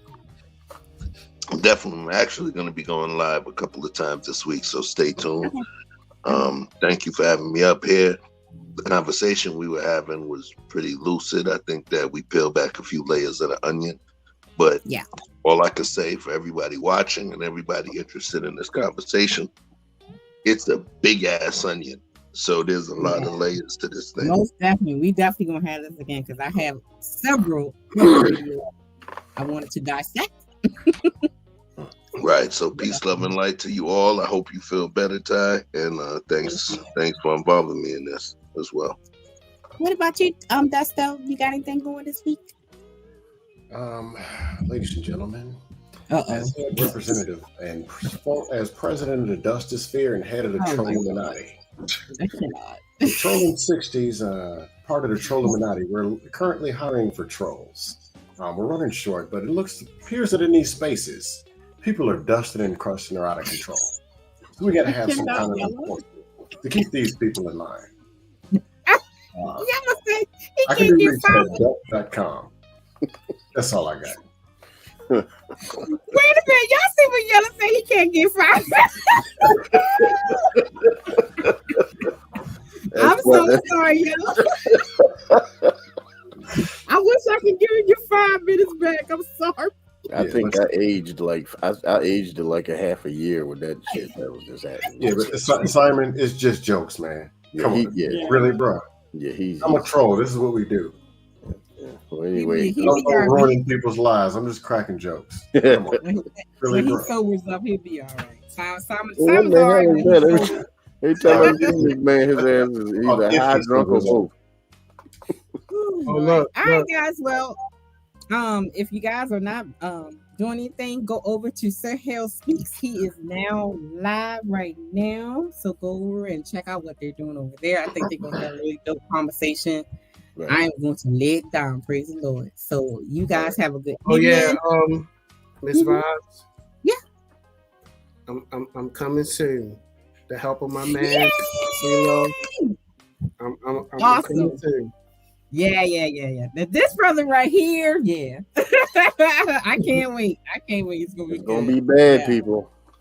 I'll be in the chat trolling. Red Lipstick Vibe is a member of the Trolling 60s. Yes. I'm being groomed by Scam Lackley. All right, guys. I'm going to play my outro, and you guys can once you guys head over to Sir Hale Speaks or Fight Club is on now too. So whatever you got a taste for, you go for it. All right, guys. Thanks, guys. All righty.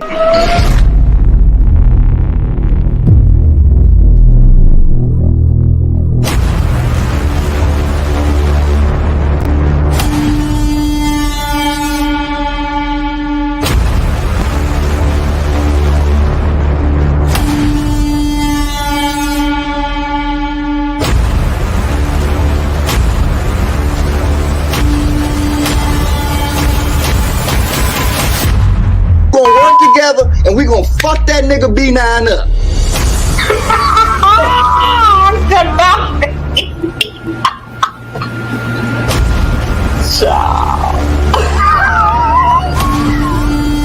B9 definitely don't want to fuck with no Baltimore nigga and no DC niggas.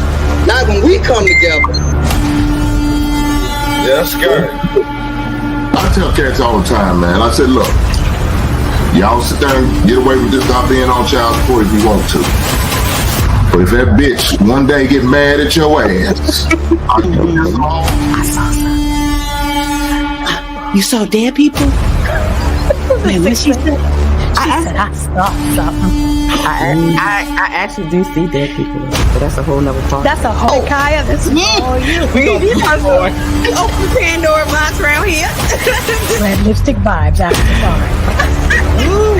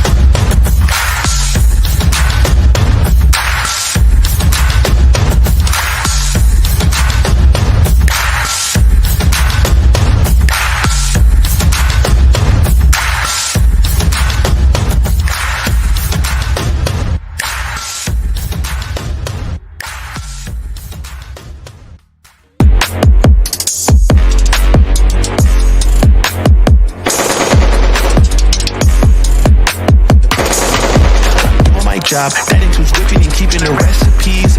I cannot stop, I gotta get it till legends are next to me. Till legends are next to me. Ayy, please do not text to me. I'm trying to get it, working to become the best of me. I'm doing my job. That includes whipping and keeping the recipes.